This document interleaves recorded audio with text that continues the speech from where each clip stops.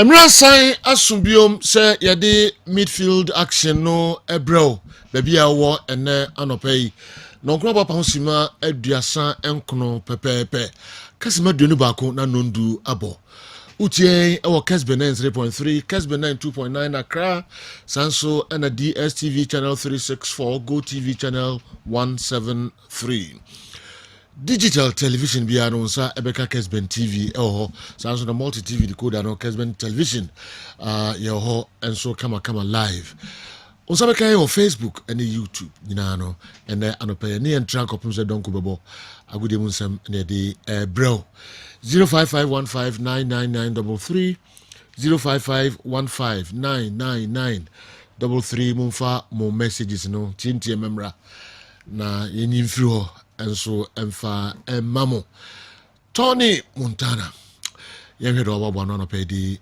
bray minim so the boxing sensem kakra ebeba se Alexander Usyk on Tyson Fury fight no entimi ambaswa deki kakono ni nsema yetiti ni nkomo a ekoso no fight kesi bituma san baso pato fight be ya na se yenya Alexander Usyk and Tyson Fury there bano se ba yibetimi eni betima ji papa na jese mrantie no baako ekokuntokwa na owini ansana akwan etimi abiem de amount Jefferno Jermaine Franklin ono na ese ye bono ansana kwan adem fight be ya Tony Montana de hunsam ebebre obewura Miami Open na wahwe hokakra die na eko tennis akansi eko so America mem ni nyina no hunsensem enso ewa ha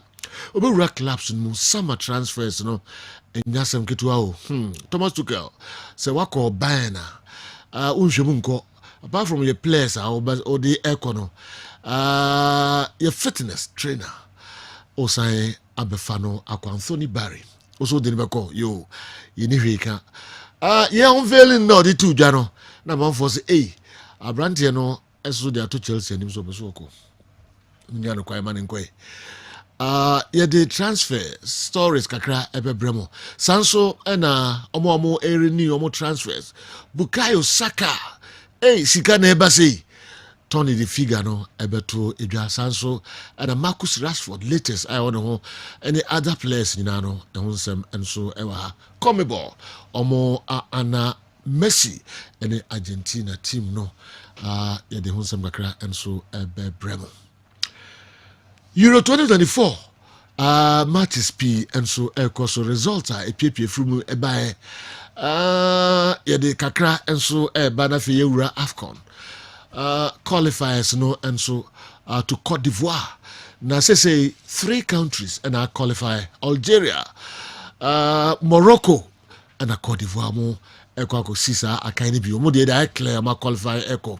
Mo ma kan saying and ebeko akosienra Angola Black Stars and Palancas Negras omo ko tipenku bi ahye nyonko eka baako we any other stories Nigeria etimi ewura Guinea Bissau kwoti omo almost say 1-0 and the other results the hunsem ebebremo enne pamocho Ministry of Youth and Sports for that matter aban ese oda Kumasi man ase oda eya Santeman ase oda Ghana for ase say Black Stars any Angola match in the Mobile Stadium and ma na ahomka keke we ose ofrena and nase match inti omo any Ghana Football Association omo so nase sonko efiri omo ema ene emse mate sense subium match no ebekoso Algeria omo under 23 Olympic team no omo any Black Meteors Ghana under 23 team no yako akoko etipenko bi ahye no yonko eka baako ewo Algeria second leg no ebaso ewo babayara enawie anwumrei no 9 pepepe na sa game no ebaso 4 p.m. Ghana Algeria ese itimi qualify na here win babayara stadium mpanimfoɔ ɛsɛ center line ɛne popular stand ne nyinaa ɔmo abie no free obiara ɔpɛ sɛ ɔbɛhwɛ game ne biara no ano ano sɛ woba owuram gate no yɛbɛbiebie no nyinaa na watumi awuram akɔ support to Black Meteors against Algeria. Popular stand center line free na VIP number ji kakra be 35 cedis na watumi awura ɛyɛ VIP umpewei na opɛdeɛ woma yɛnkɔ na yɛnkɔ boa Ghana intimi enko yenim Tony Montana mamra ho we any other local stories na kwa make babe transit no de ehusem abre mame hwɛ ene the besi Anameboa. Sape power yes. We're national affair. Yes. Or say you support me now. Yeah. Say the my Black Stars no. Metio so here say. Yeah. Last headlo. Yeah. Last head. Yes. Last. Who here papa. Yensheni qualify for Morocco. Kofone drama no ma so mo so ba be shoko e Ghana e okroma. And the main business. Yebehwe. Players ni here support. Besi yebehwe. Officials ni here support. Sure. All see nyina ye. The besi o Baba Yara Stadium.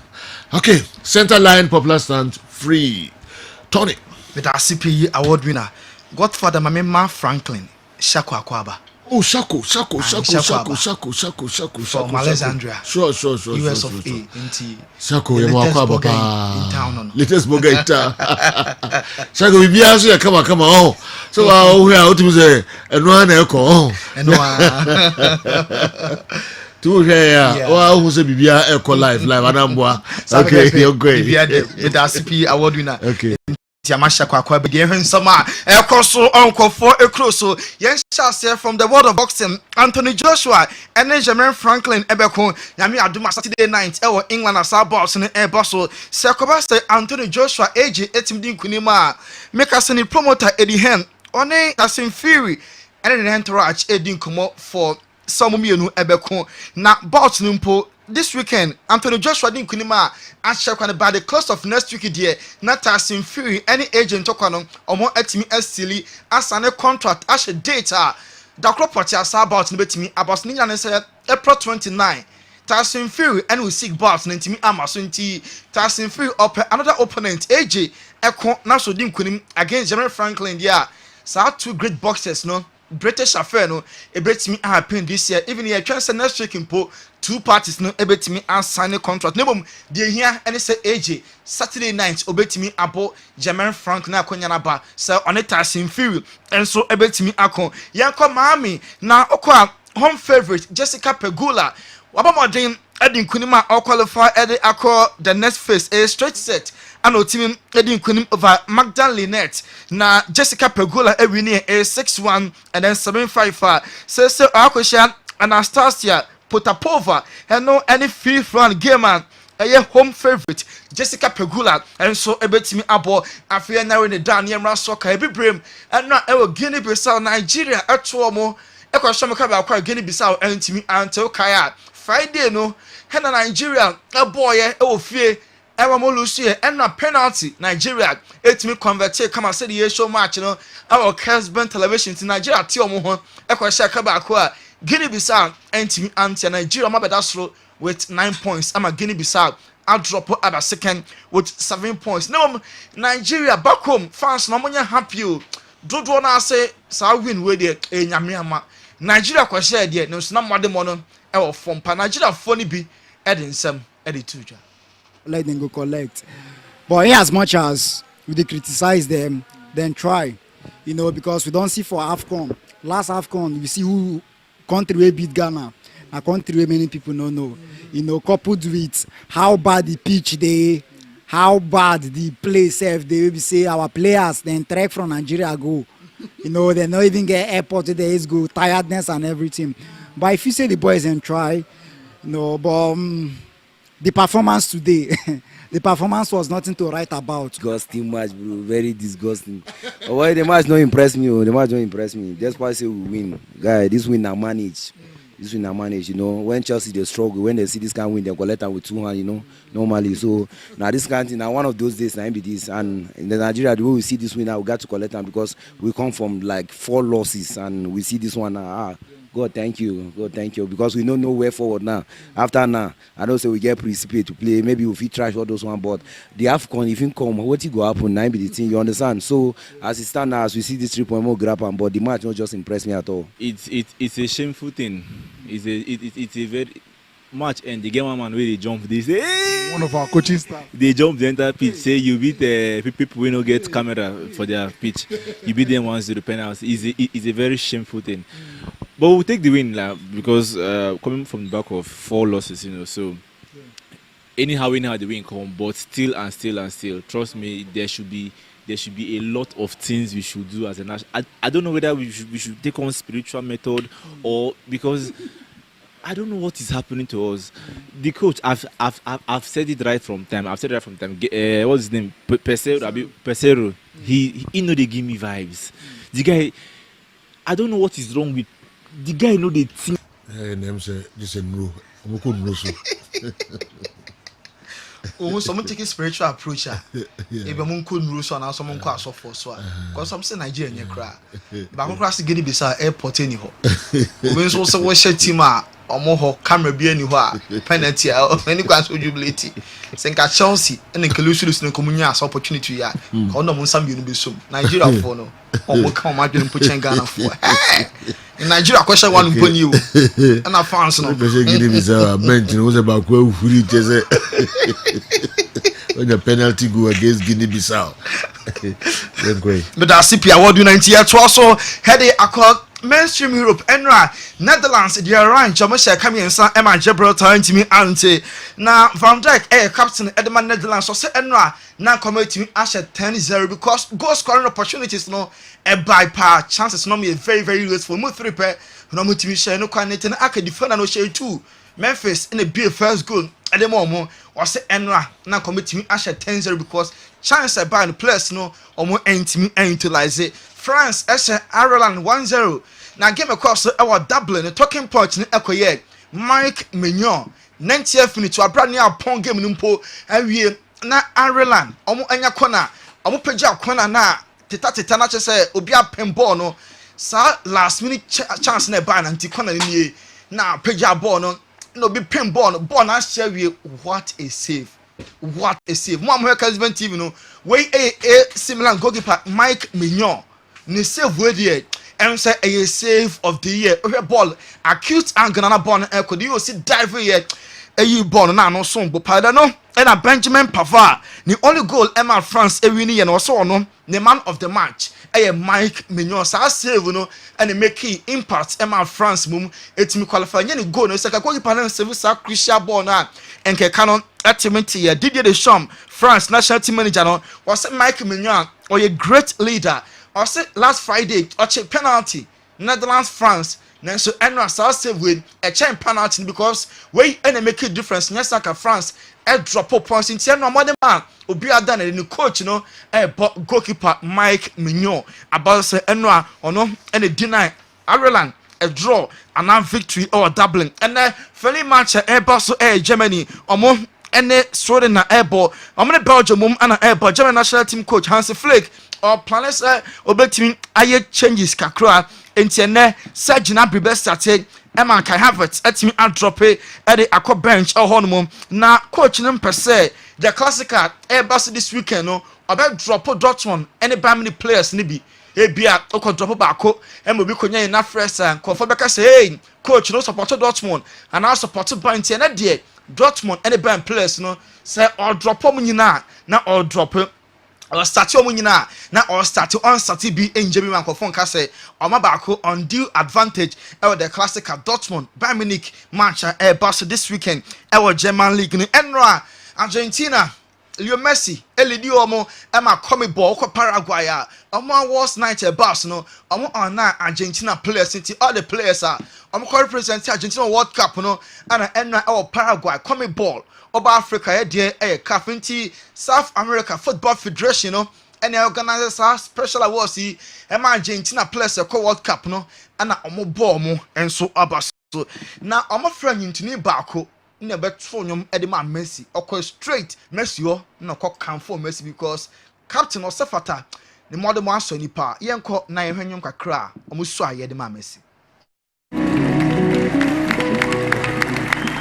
Porque los días se nos van, hay que jugar hasta el final.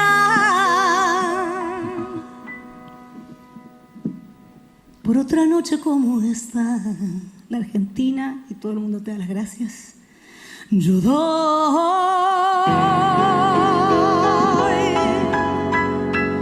mi vida.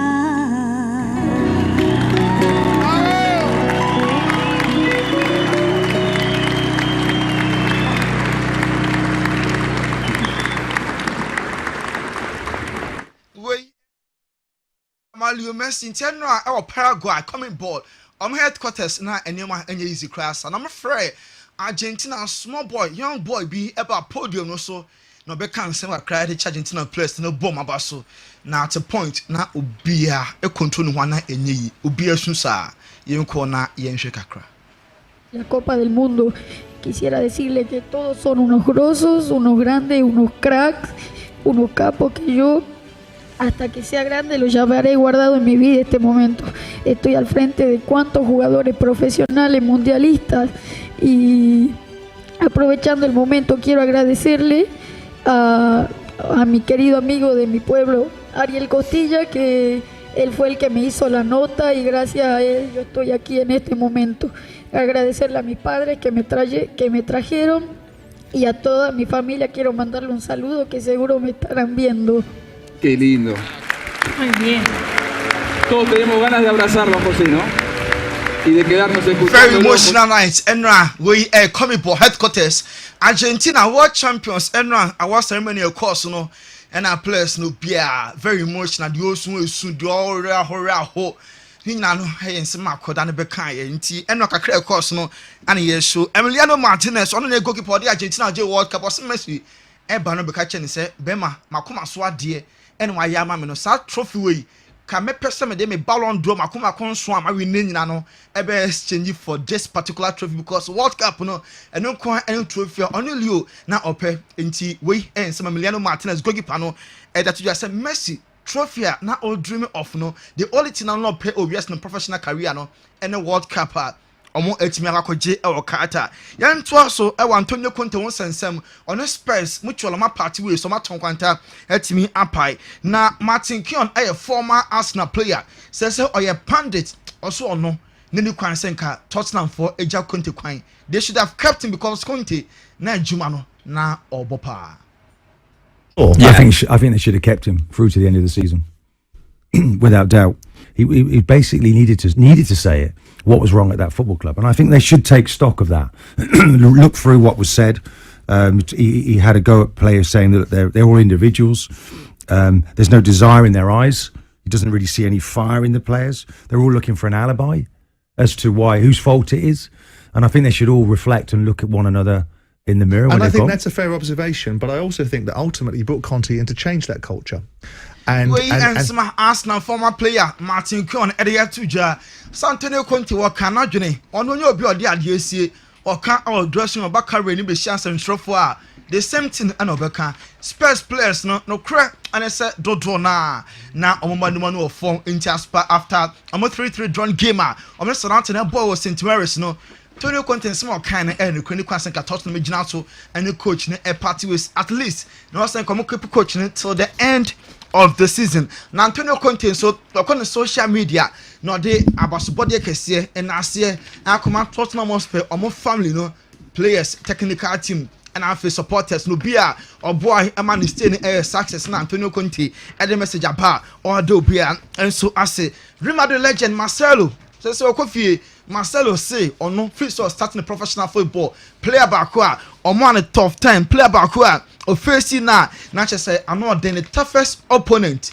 Leo Messi any player what it in the pen we share Messi bia na the tosa the toughest opponent according to Marcelo no or saying Leo Messi on initial several times El Clasico Bayern Munich and Barcelona and Real Madrid so airport Real Madrid superstar goalkeeper Thibaut Courtois also no or your privilege say what I go at the Atletico Madrid or your honored so above at a go at the Chelsea na you see or that go am the best team in the world wey any young player tibo kotua no enso airto also the best club in the world no no other club than Real Madrid Football Club and no any team are the best in the world oko pride or free Belgium camp and then game on bompo on me and that against Germany and so key Real Madrid goalkeeper no nyame adom against River Doli this weekend no Thibaut Courtois or ya available or bet me other Andrea Pirlo so coach or Turkey or so no that chi bisa kwanya be biem say o me coach no former club at Juve on opportunity crowd Obeka yes no obe bench ama Juventus Football Club no for now or enjoy the stay our Turkey Max Allegri so on the brand 10 airport man say dey on ayejuma no e mu da chi bisa kwanya ne ba back Milan screen ye interplay and we proud to fie achepa na or train Champions League Inter Milan omo game omo any Benfica ebon be do hodie na ne ho team atona Milan screen ye person ko si akan ema Inter abra omo any Benfica enso airport. Good news, Emma all Liverpoolians. Brahim Diaz, Luis Diaz. You watch me at no, and Liverpool player no traffic for 5 months no. You know atona even enempo or training our Liverpool on training complex BPL air cost come at the Luis Diaz. Madrid per se omo player Brahim Diaz no. Omo recalling from the loan deal from AC Milan player in the bar. Yes, Madrid be use no. Omo sanso find another club. Na omo Tom Brahim Diaz ama Madrid so enya sikana sama omo etimi aye business ho El Clasico enchekra na Copa del Rey semi-final second leg also it was Spotify company first leg Barca share ekaba akra Real Madrid entimi anti all the famous Bernabeu Frankie de Jong we prano Barca for her sa time na de na super Frankie ho to na obetimi feature edi ama Barca in the Clasico Chelsea omo play Aubameyang ofri Barca na call Chelsea and my inquiring from Aubameyang. Barca person Kofano next summer from Chelsea on loan. Maybe a plan be yard there. Subsequently, omo etimi aton crack Eddie free Chelsea. I saw ye all hormone. Na Bukayo Saka Arsenal player no or form for both club and the country go from Premier League player of the year no. Also Bukayo Saka and said to me, I can we goal or share. Emma England, omo Ukraine na watch us born there. Onimu papa na Arsenal 4% omo ema a new contract na new contract na insabetimi aka 15 million pounds a season 15 million pounds a season not just a week in just 7 days no 300,000 pounds a week and Bukayo Saka ebetimi agi 300,000 pounds a week no and you'll be ne lifetime savings ne enu ni year enu isikampa ne kwane nyina no benya for just 7 days 1 2 3 4 5 6 7 7 days keke no kidwa ko onye footballer onye footballer ntine menye sa calculation 300,000 pounds a week sports for no obi lifetime savings sports music no enfa bia nkototo 300,000 1 year 50 million pounds 15 ukari enye nipa baako mze wo ni Joyce ni nkola yenina Joyce ma me no mo papa no obia yes we a free sports yeah ti we sports na wa yero ko NBA na go score mo nyano yeah ko boxing mo na go score mo ko golf ni ko other disciplines yes which may pride your career so we see come gene dem deserve yeah so yes sports na wa yero wow chance ya ka una na mabu na bu so onzo adwum ya eno kre to de nko mo deserve scan on mo gene so say Todd Bowley opesa sama oja about 10 players kwan na omo free Chelsea ema new ones etimi ba na players bi te say Mason Mount Edward Mendy Christian Pulisic Ben Chilwell any other players ehun betimi aka ema free Chelsea Football Club na onim say Anthony Barry ono ye Chelsea physical coach no say there Thomas Tuchel anya converse papa na can Chelsea say omo ya na kwan na onko Bayern Munich no ne Thomas Tuchel emum enko adwuma Marcus Rashford PSG ya somo peno Man United player omo ofa no 400,000 pounds a week 400,000 pounds a week and a PSG say Rashford on snobby Man United na omre PSG emerge player ne can no said you original sono into a ya just January yawo and a Saturday ba ya ono so entimi anko Julian Nagelsmann on beso be rush Real Madrid Tottenham other clubs no obeso to ne bo take a break sober reflection and some of these are the next club obetimi akwa what do you know Tony Montana okay thank you Gidi is black meteors. Bobo Nemano. Yeah, gada near man. Na yadi yani achre Baba Yara Stadium. Must win game. Must win. 4 p.m. My country is the only country where we hire a coach. We hire a scout as a coach and a coach as a technical advisor. Otto Addo must be sacked again and again. Joseph Pencil, this is the same player Otto Addo informed that it's not always about goals and assists. We also saw Majid Ashimero's exploit yesterday. Chris has shown that he is tactically a genius and has balls. Justice Mapon Asem Health Center. Now the message Dinkai Abraham Nana. Good morning, Joe, and your panel. Now that I've understood Andy Kem that Juju doesn't play football, but it's about the quality you showcase on the pitch. If Juju plays football, Benin wouldn't have sat down as a nation. Wouldn't have been at the bottom of their group. Kweku Ride billions. Rock City, Aburi Mountains, Daude Abraham, and so and good morning. I was so ecstatic in the performance of the Black Stars. Those people who are not willing to play for the country should be eliminated from the team. Aro Nyankwasi Hinkro and anyway, and so Abraham. Drop us in Mary's Hospital. Now we everybody. Good morning. I like the way Coach Chris Hughton is giving every player the opportunity to justify himself. It will really help us in terms of crucial tournaments. Laboni Daniel Quadratus Drobo St. Mary's Hospital. Yako Tamale Kingsley Eho and away free Ebae. Going forward, I think Edmonado isn't fit for the Black Stars. Amate to start from the bench, and Kudus needs to be talked to because of complacency. Okay, complacency may bring him down. Okay, Futu Adema, Mohammed Kudus, and so I don't know. For the 2 games in Oman Kudus. Good morning, sir. My beloved Heart of Oak who beat Accra Lions by 3 goals to 1. Heart of Oak near Ghana football near. We need to support Chris Hughton. In Chris Hughton, we trust. Release all workers of Ishimoto Enterprise. Abuso Kai, we if requirement Ishimoto Enterprise Abuso Kai. Yes, in fact, Chris Hughton is very competent. Let's extend his contract. This is a peace man and destiny. We are all inside his able barbering salon. Goso of original capital. Kwame community. Showmax app no na nano pay me come for the Amazonian download it be download Showmax app ni be. Now download the Showmax app ni be more opportunity the man say games how do ko su bia obetima live on HD and then on 4K and uti channel so. Now download the Showmax app ni be. O download the Showmax app na a 59.99 Ghana cedis per and abetua every month.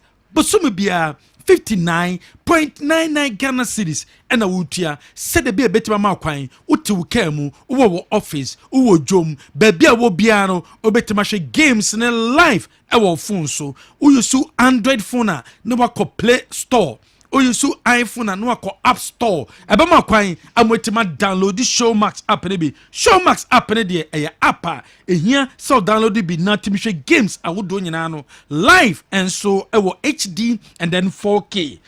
Dr. Nimo our Newark Scientific Clinic and Diagnostic Services. So Dr. Nimo wa ni jumedi de bia odi to dwa wodi nche se why doctor or repair womb not so repair obema no we obema no problem womb problem a woman say untimi mane nya adwuma ye aye adwuma kura na edunsunsuanso a enye papa eneba edemaw enunti se we bema na osa problem na Dr. Nimo ena oso kohwe ne kira kwan apart from and we obabesia untimi enyem onyema na ababesenko o problem ewo womb no mu a ade a wosa wo ye ne se obeko Dr. Nimo ho ewo Newark Scientific Clinic and Diagnostic Services na wabo Dr. Nimo ewo aye atonso Monaco Junction wani adansu bank no ene di hwe ne mu ne number is 0244 087687 0244 087687 and that's a 0279 087687. Apart from so repair womb, apart from say why your penis no adwuma no oko doctor ni mo wa will be a problem our fibroid o penis ni swa o a problem our kidney no problem o liver problem o typhoid and nasa diabetes stroke hypertension o jonso moja wom o so tia na etia aye Niwat Scientific Clinic and Diagnostic Services and what's a woko Gengimen Dental Clinic kwa Gengimen Dental Clinic for ho omo sin wo dwuma kwa na wo ye wo sin wo problem wo mu a eye Gengimen Dental Clinic and what's a woko when ya kan kwanhia wo sin so obu anasa wo sietu anasa wo jaw problem wa pantai no wo problem wom wo resade a eye wo ya fako Gengimen Dental Clinic and yamwa apart from no we you be episode teeth no eye odi ne brown obese ne white edema anasa obese polish teeth in the mouth ye scaling edema wa eye Gengimen Dental Clinic and what's so called Gengimen ewo eye Abepo Junction uturuwa obehuyen in crime ye wonungwa C5 techiman ye magazine marketo oba sam ye me obon Gengimen ewo wo sidie mehu yam na sidie eno ene woni monyam ba bia beko bia no eno ni ade a ebedi kan epie ansa anehu anaso teeth no obese ne silver mount anase ni gold de mawa eye Gengimen Dental Clinic ene wase woko Kanisha Ventures wamade Kanisha Herbal Mixture ediaba sa Kanisha Herbal Mixture no wonomu a problem wey a wo face no etu ase prekope eyedura ano hyepa ente hyene so nakope Kanisha Herbal Mixture ne bi nanom a usisi yare no ebeko usisi na ntimi mfa nante mfa nya hwe no emututu de bia no ebeko o menses na embaye no ebakura na eba with pain 2 days na su atwa ebema flow no etima baye e de amaw wenya gonorrhea wenya syphilis obabesia aya na wase wo kekawo o discharge anase o prostate enlargement empama gudie no unya de anase blood encirculate ewo o veins no mu emfa mawa Kanisha Herbal Mixture ena wasa wonom o de ko trade dro bi na wonom a ena bo difference a ewo indura wodo a ewo dwaso Kanisha Herbal Mixture de any drugstore chemical shop bi abeko bia no benya bi ato fa woni che Dani Herbal Shop ewo Kumase obenya bi ato anaso de woni kire inkra Rota Agent udo ni chewa obenya bi ato enso Techiman ena Kanisha Herbal Shop ewo yawo aye Kenten taxi rankom anase baseline pharmacy ohone bia ya udura obehuyen Kanisha Herbal Mixture de enunye dura ewo se wonom ya number ne 0247887436 0247887436 from number we so utoduro ni bi na pemu nkyeremu bi a ye no ye beje so na yaboa AFKG Automotive Diagnostic Shop AFKG Automotive Diagnostic Shop ye ton scanners ye ton machines awodo a ye de diagnostic car chese ye de hwehwe car no na pom den se de sitie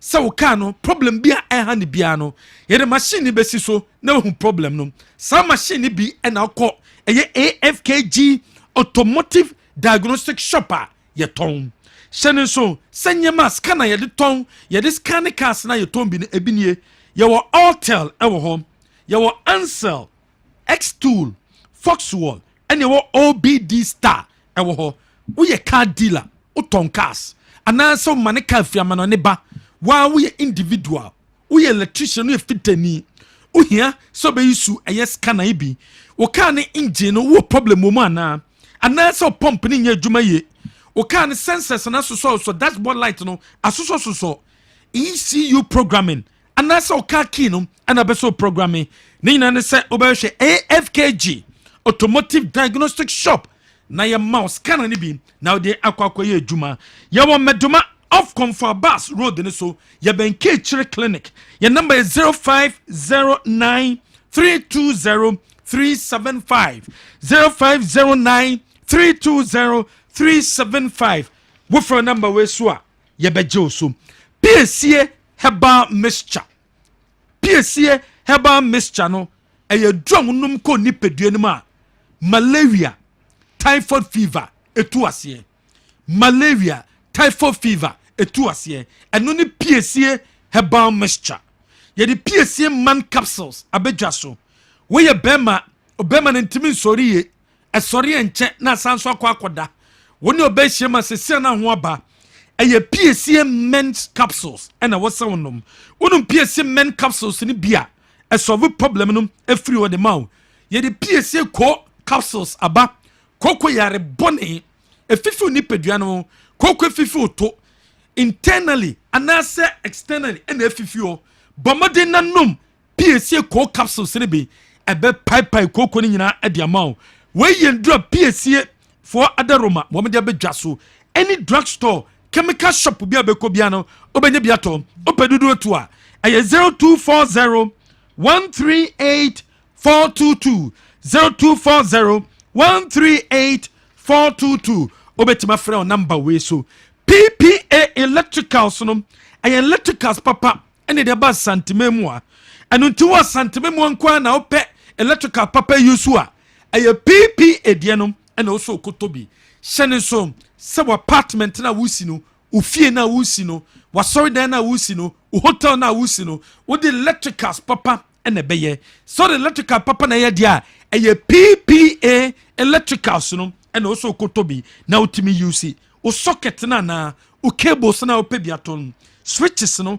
anase solar panels no light anase distribution board no transformers anase CCTV cameras no ena opebia eye PPA electricals edum ye be Malcolm ye number no betima frɛ obetima sanso asane WhatsApp number ne 050 886 4119 050 886 4119 from number we so na yenje so o junso mu problem ana sa wo ye bema o junso ne mu apan mienu o junso na bema mu ye wo ya o junso na emoja wom ebredu so kojo so wate se junso dewo o kwa junso ne bakokoko bomode kope sibi men capsules ye de rubber show teduem onum sibi men capsules a ye be yi rubber na firi mu e dia mawo sibi men capsules ebuaw ema problem bia wo junso twanum bia no esutwa e de mawo sibi women capsules emma modro no woba be se wase wo kekawo ana so discharge we yes sex I want to de what yaw you so sibi women capsules nan solve that problem we empama Suzy Aba Center Limited indrom ye ni we pe eno me de abedwa so wo me de sibi men capsules e man bema and a sibi women capsules ayo bedroom eno me de abedwa so any drugstore chemical shop bi abenya biato wo pedudu atu a 0247 111 671 from number we so Franco Trading Enterprise Franco do bi agiatum senya ma papa nkwa na Franco ton anunti na so ko Franco Trading Enterprise na ko penya ma papa ni bito nyama papa ni bi se open Nokia phone type ben ana so pe Samsung phone type ben iPhone ben na pe biato from any Franco Trading Enterprise yabama biato smart television na open na from 32 inches ekodu 55 inches aye Franco Trading Enterprise unya tabletop fridges enato aye Franco Trading Enterprise unya Franco air conditioning bia 1.5 horsepower to 2.5 horsepower ye na ba onsabeti makabi Franco Trading Enterprise o baby abura o everything my papa nkwane ton ewo ho your number is 0246 422 338 0246 422 338 wo for number we so a ye bejo so T74 eye dra a boost to immune system no o immune system na hodin ni mu a yare bia ba oni pedua ni mu a na aka wato yare bia ba ni pedua ni mu a na nya sunsuanso wo so enu nti na wo so no madura be boost to immune system no na dura betima boost to immune system na ma wode abam eye T74 adum asedaus bo bounce betima kebi enu ase obetima from number so to T74 de frey ye betwokwa betima faso anom na yo ni pedua ni madwuma e de ama wo number ni 0246 073 498 0246 073 498. Owo cancer problem, owo chest problem, owo kidney problem, liver problem bi ena wo wakoma no wakoma yare anase owo lungs problem. When ya wo ya fati 74 feguso o pressure no osro o blood no encirculate o immune system na wode wo form o pressure na osro na anase o any chronic disease bi yare bi oni pedua ma kona aba wo white wo syphilis wo gonorrhea aya T74 and wasa wonum adum asida house wo ban sabetima kebi ana sabetima from number we so 0246 073 498.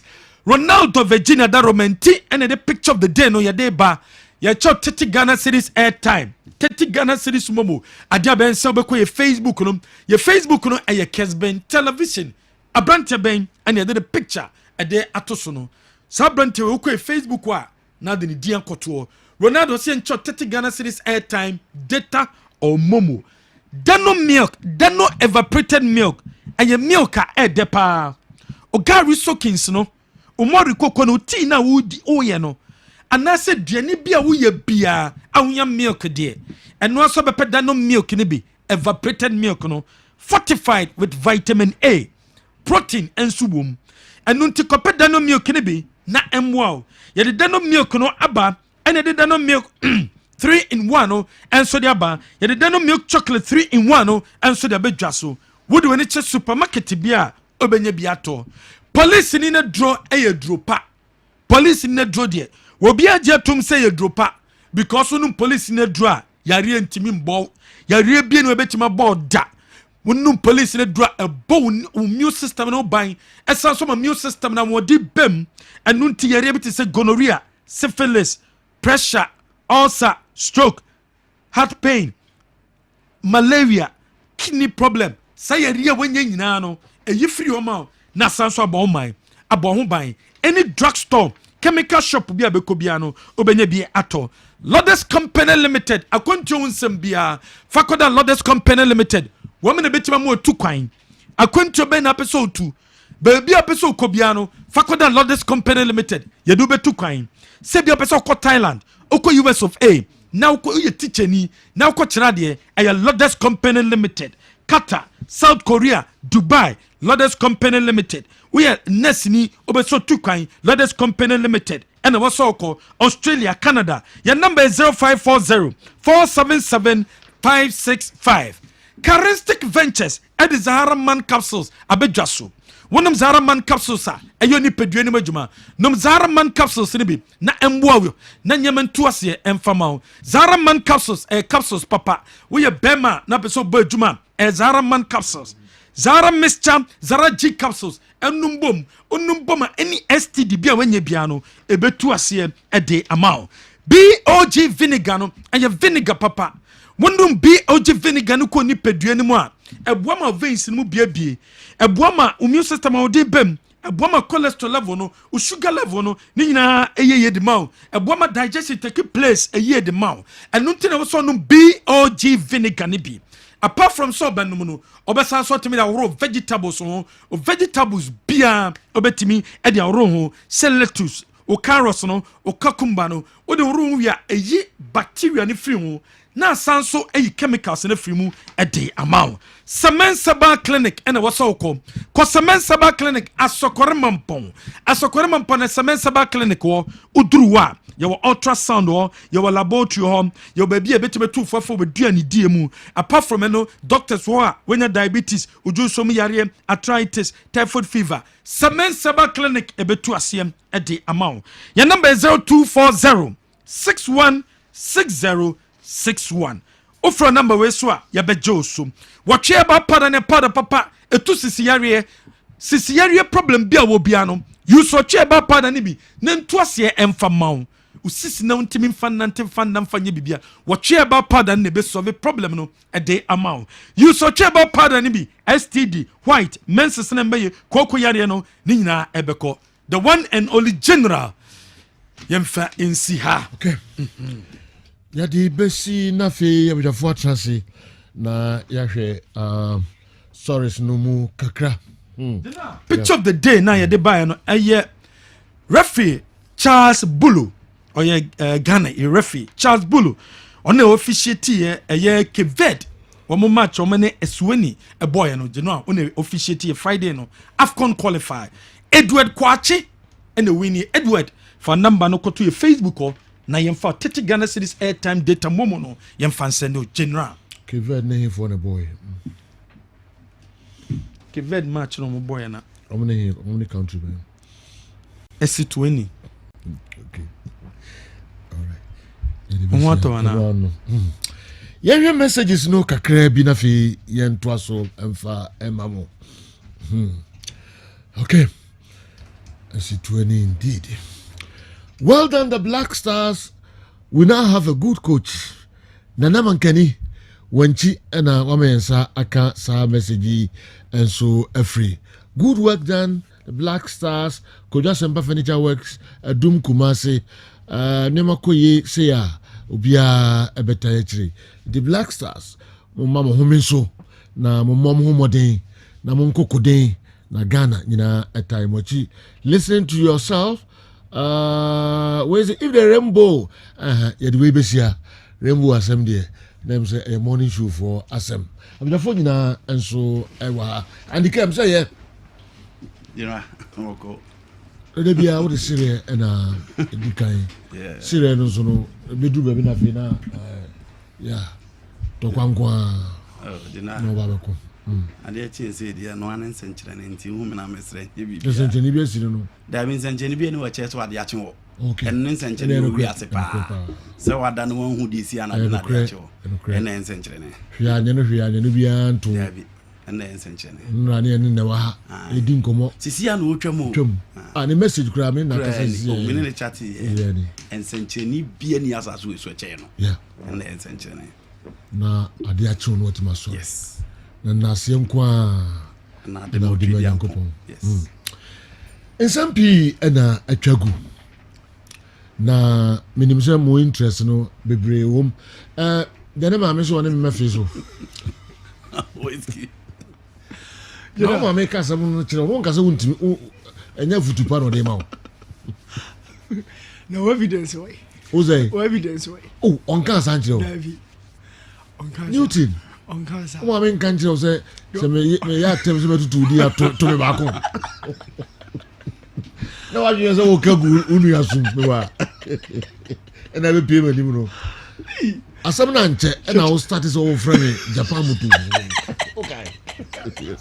Me really fit that. O ma me tu fu yi kra. O ma me won tu fu pa. Checheku ya se ajima mai. Checheku ya se ajima mai. O je ba na ro. Na when you was man so kokate fang down.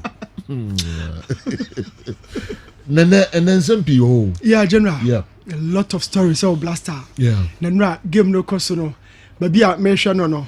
Na mama who say in fact say your team need me koye pa dia. Bring back the love crime someone show him. Yeah, need the love no back come on. That is it. Yeah, need the love. No. Say team no e bobo pa. Who here so be boka aye be boy kesi Chrome Stadium banners bring back the love. Love in general yeah the bad that. Yeah. But who might be auto banku e jabanku no talk ra. The key comment to making is say coach we dear Kumase no Nensa ne changes in a 10 game no. Okay. That was around the 68th minute. Okay. So woman can say na me share TV ni dinam say Chris Bear responded to the woman yakai. General ya moya nimpo ne hu se buka yaba. Now we change ne back no. Midfielders 2 in a free game no. Meka Edmonado. Okay. And a Kudus. Kudus yeah. But winger and a midfielder na buy. Enya midfielder for midfielders 2 said the 2 ne pie no. Okay. A Bukari Ebamu as a winger and only Ashimeru ne buy. Okay. Kudus and Edmonado any PA. Okay. Chris Hilton knows what he's really doing. Na ya na nya ono nko a ya na ehwe omo a general e wona chi no. Ade ba ko na mesre se Ghana for yemfa ya adwene enko so. Na yanto ebo asema team we say bibi papa betimi apia ba. At the time I cover World Cup under 20 the or Egypt no. Yenya Ransford say. Yenya Dominic Adia. Mi jani mu hono mato oba mfimfi hono ma. Iba benya Emmanuel Ajimambadu. Eni bebenya wa ba Rabi Mohammed edene kan.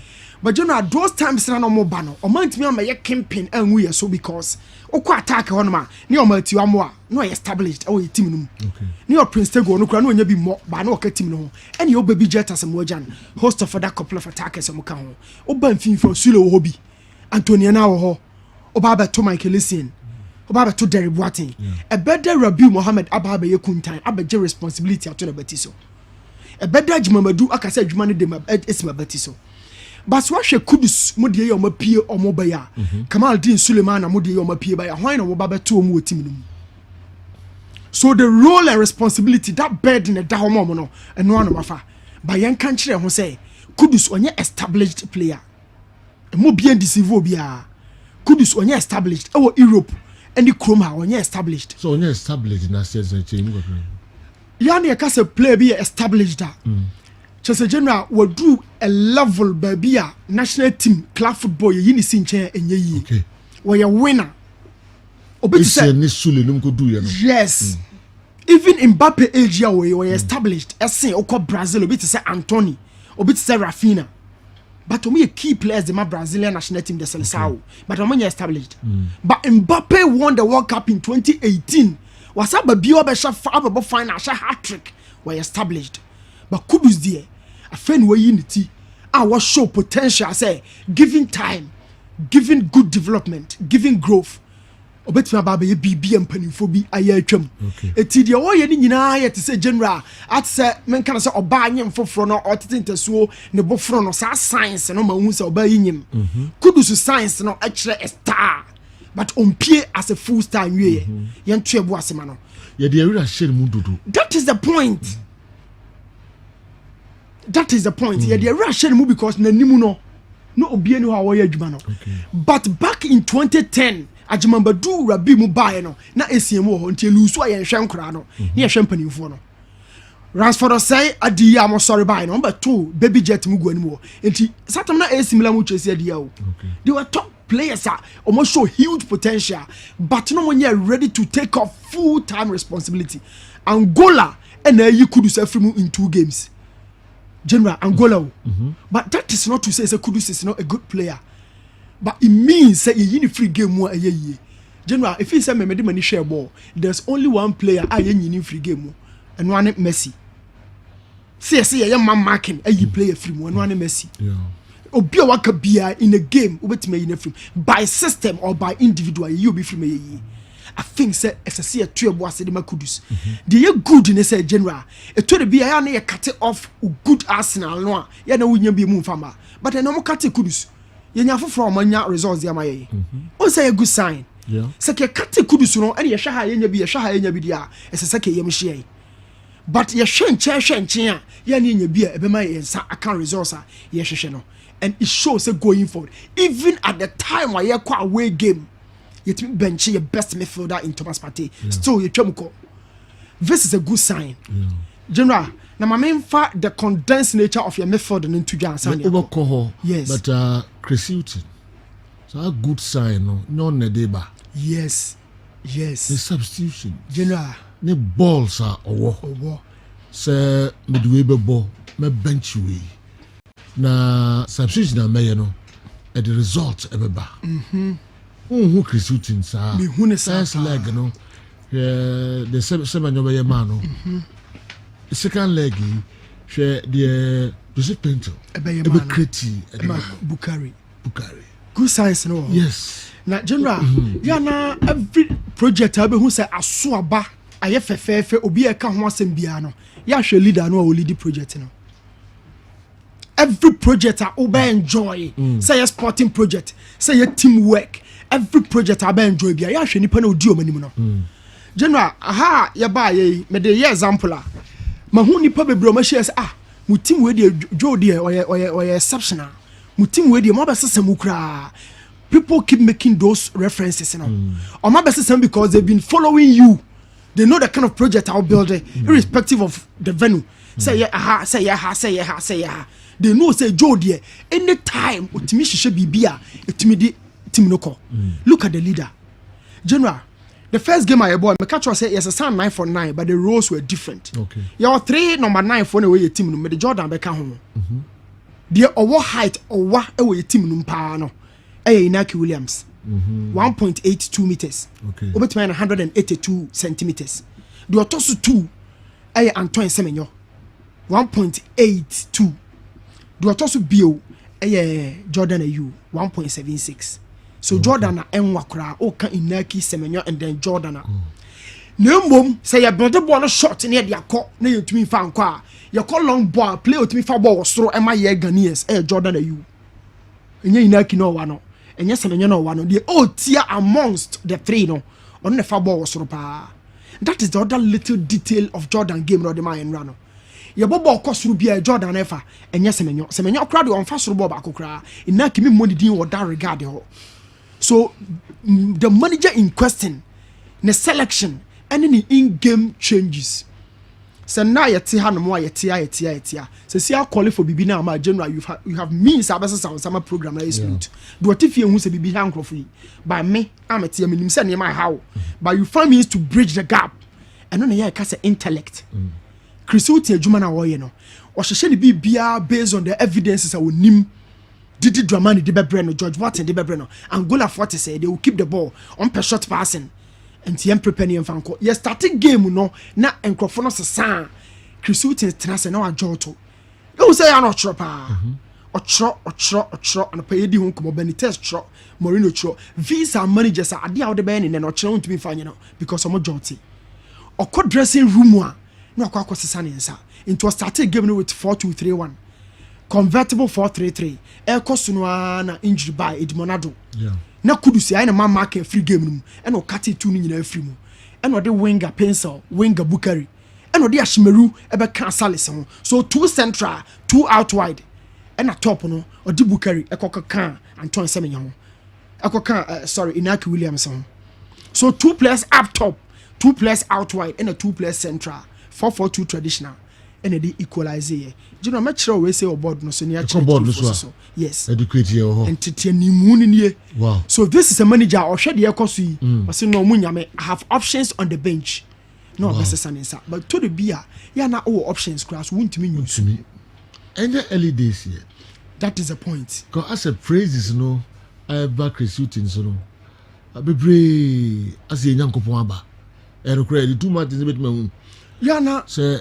Ya jenkwano afei no aba ya na omubu baby say early days yeah you can have a point but ya na omubu baby na mebusa true also omubu baby say we between the one game per hu yeah e free okono na ayira ehu hwe bi o ya na mpanimfo ka say ukukuru a na kire ha obeso ane ma ukukuru a what the fufuru kotodwe na fufuru and you forget it. But all the 2 games no am science be say papa highly impressed. I am highly impressed. Okay. Me wa baba yara. I cut 10 minutes to the game. The longest 7 player your team we mu. Player wa show goals kese ade ama your team we AFCON.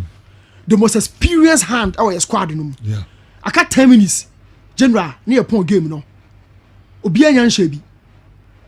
The day you warm up, no your fans ni say. No your fans ni say. No your fans ni say. That is the interpretation say pressure and coach ni so. My fans ni hear me. Whichever way you understand it, the day you know fans and you coach ni so. Mo mani who say the day na warm up ha no, the other ye here go. But be am tin na the day na warm up no I say he was calling pressure for the manager. We are sure. That is meme interpretation and me sure. No one can tell fans say mo koso nye de ma team no. Team dia here. Team na share go and celebrate okori dressing room no offer de ma team no. Go breaking the fast. Uncle breaking the fast. Early I'm no dey call dressing room how abra wa ye warm up.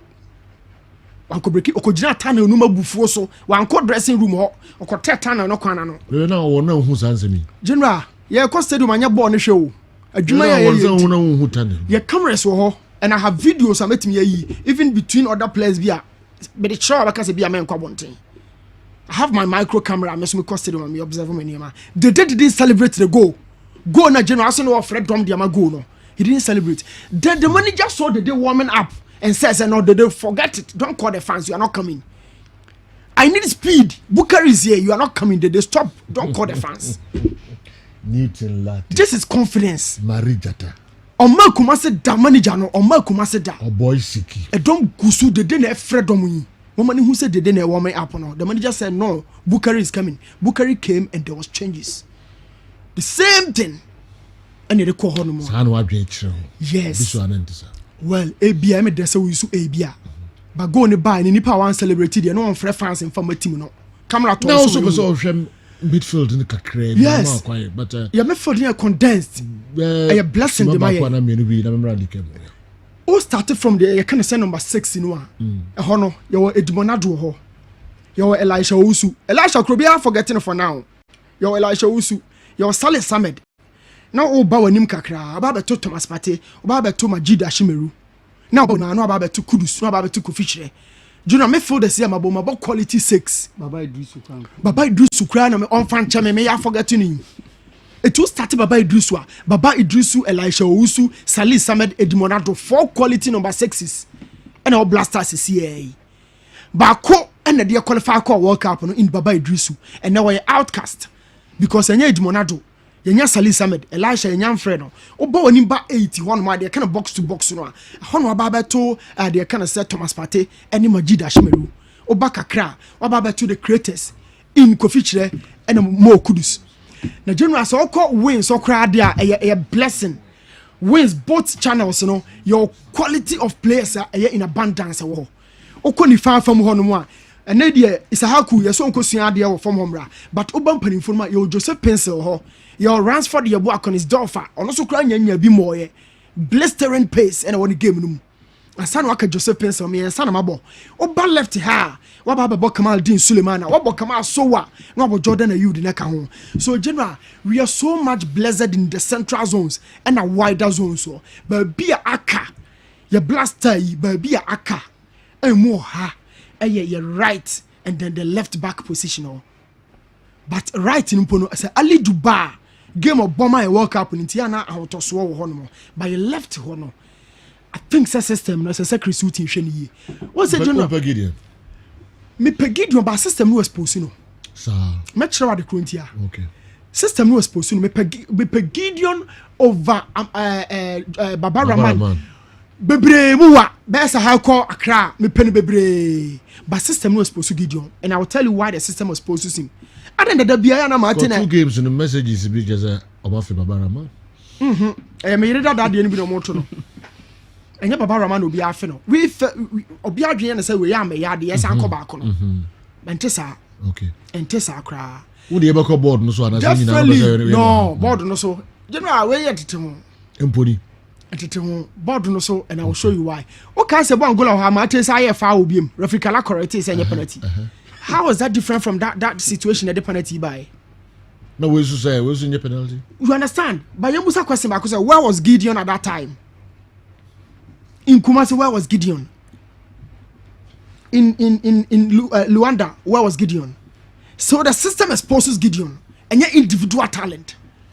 But Baba Rahman de Ojina Ho and a born a fan who Jao Felix Koboshe and I refi. But saying Baba Rahman contribution, the assists, yeah, the it drew Adam refi. Yes. Little mistakes, no for anyone. And sometimes the other side of the argument, and they say, how many years?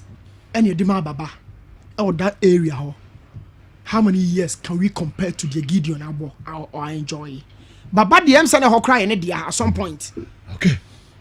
But at least who science. Of course. Generally who science I say positive. And they might positive. Yes. They might positive. All right. Especially selection here wide.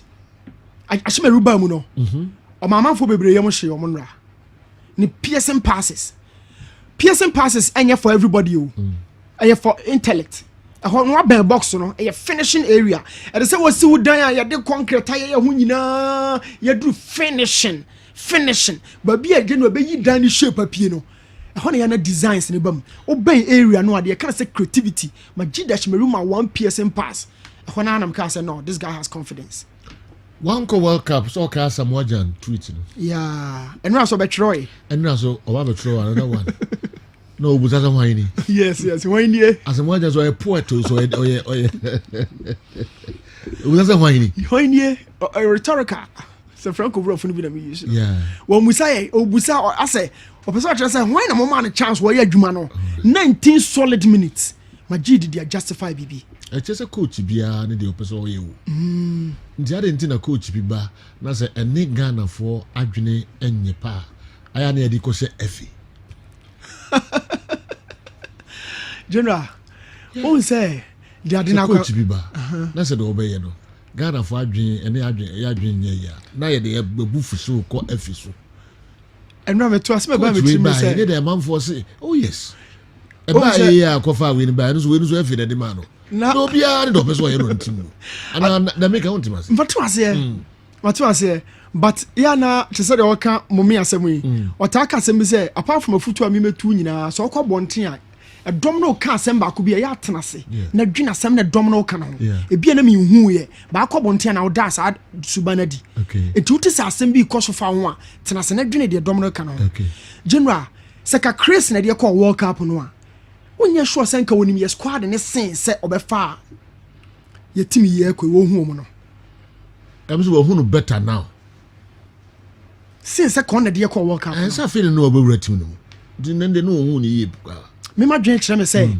World Cup otu ado de kɔ no FA na mboa yɛ they should have listened to Ghanaians so otu ado nso yɛ so de be kɔ World Cup they should have listened to Ghanaians the masses FA no wɔ hɔ as an entity enipa ehwɛ me kakra bi but upia Ghana for say the multitude necessary they should have listened to us before the World Cup otu ado creation na de kɔ World Cup yeah but qualification obi na start here ahead of Nigeria obi na qualify start here praises na de man no otu ado obi na start here all right ko screen na nim me nobody din komo kakra and so I wo na de ba kwa na me hwe na ma dwen say Muslims na mo squad no no are fast no be affect them but me hu bibiasa yeah on say na mo nya fast no abi mo ye weekend we yebo division 2 Rabi Mohammed ba ho na me ne di nkoma na waka say the boys ni bebrebe 6 players eye fasting but oye sure say general on ball because yen cry time no yusu e dey ono no di be shemu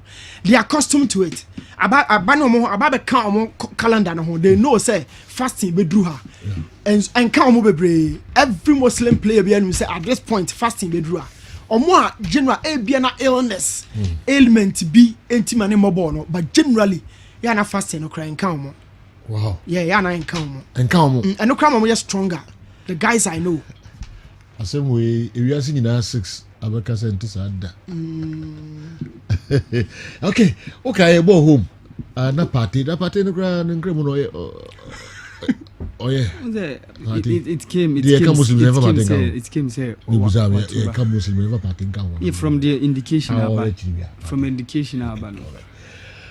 Kudus no ka ho de Kamaldeen Bukari omu nyina change them Jordan Ayew Salis Abdul Samad omu nyina kan squad no na enya some away so him for no kokko boy Salis Abdul Samad Kamaldeen Kudus Jordan Bukari Ashimeru so ejidem de okay yanto aswe so general definitely board so eventually discussing sembebre but to me I think say Chris or there are other areas as say obi in scouting net nim and ono akra kan so betimi anya another batch of 25 players dey amaye nti no yen hwe how obeko but board no so dey you be discussing e ma bebre general go no ba no so ye smooth build up go no how you equalize no na smooth so general me come board no so me set different we be ba ho Andy Kem general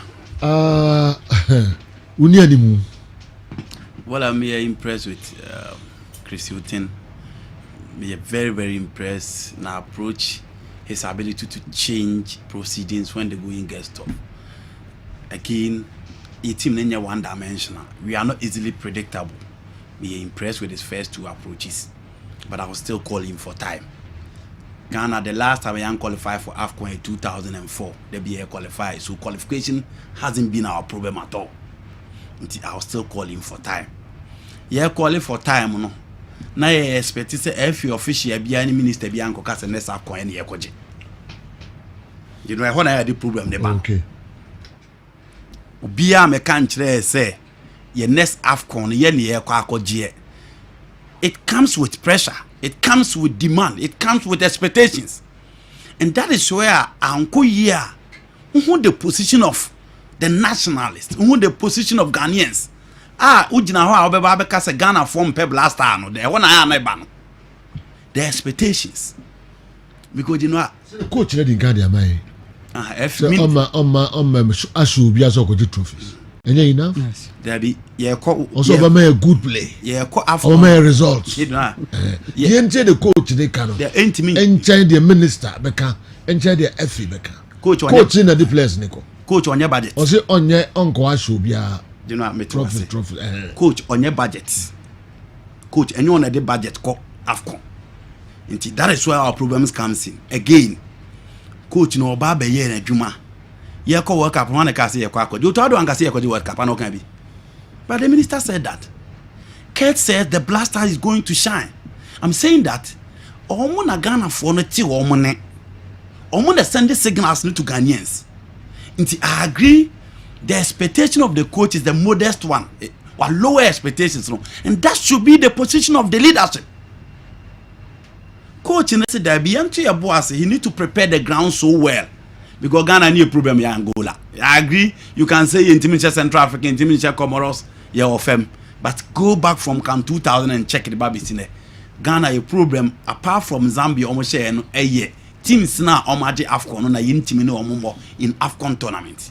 These teams are not our issues. So I'm saying that in as much as it is a young team coaching about 2 games, but there were a lot of hurdle to clear. Let's lower expectation. The expectation lower in your coaching in Kwana de Mae. It starts from the leadership. Minister no lower. Yako 41 years in Timini. This is a young team that needs time to gel. Again, the FA Mobia, you know, teams are there has always been a communication tool.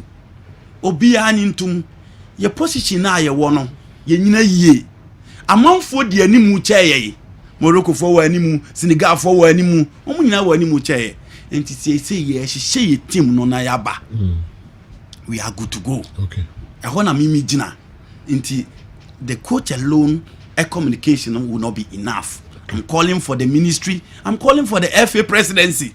Se bon mun ko ka sem bia nto obi atrima e de pressure beba se wo ko ka se yakodi AFCON na de no a yetim ye oyi se ye de kobo AFCON you do semi final ya ade yetim ye oyi se ye de kobo AFCON you do semi final with a low budget, with a low demand, not a situation whereby yeah ba be free more group stage ni akoni catch omo semi final.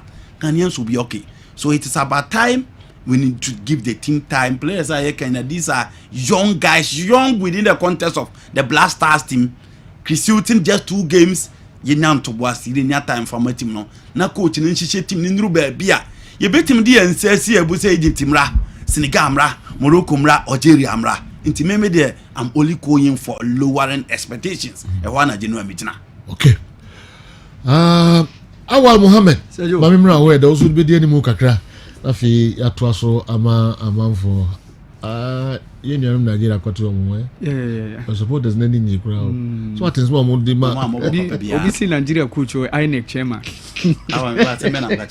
me ba me so mpam om coach no you know Nigeria so msaka om coach so they give bisa akonya penalty goal obviously or INEC chairman unze INEC omo independent national electoral commission unze nanse ya no moto aba unze or INEC chairman stadium camera ba ko de zero but no so no mo kan I want to give me heavy no me can almost supporters and small no more catch evil no do you know the problem of Nigeria they don't know the difference between players, a good coach, a good team, a good squad and a good team. Nigeria are very good players, very good squad, but they don't have a good team. And only by mistake no more yan they know okasa obubu dia omo. But as a team Nigeria ni ho and no I almost sana Ghana yan so yete sa problem na I want Nigeria sa Nigeria on yeah na a place and I'm say Nigeria omo dia kase che wow Ademola Lookman one of the top scorers in the Italian Serie A. Ghana player been the top scorer in Serie A.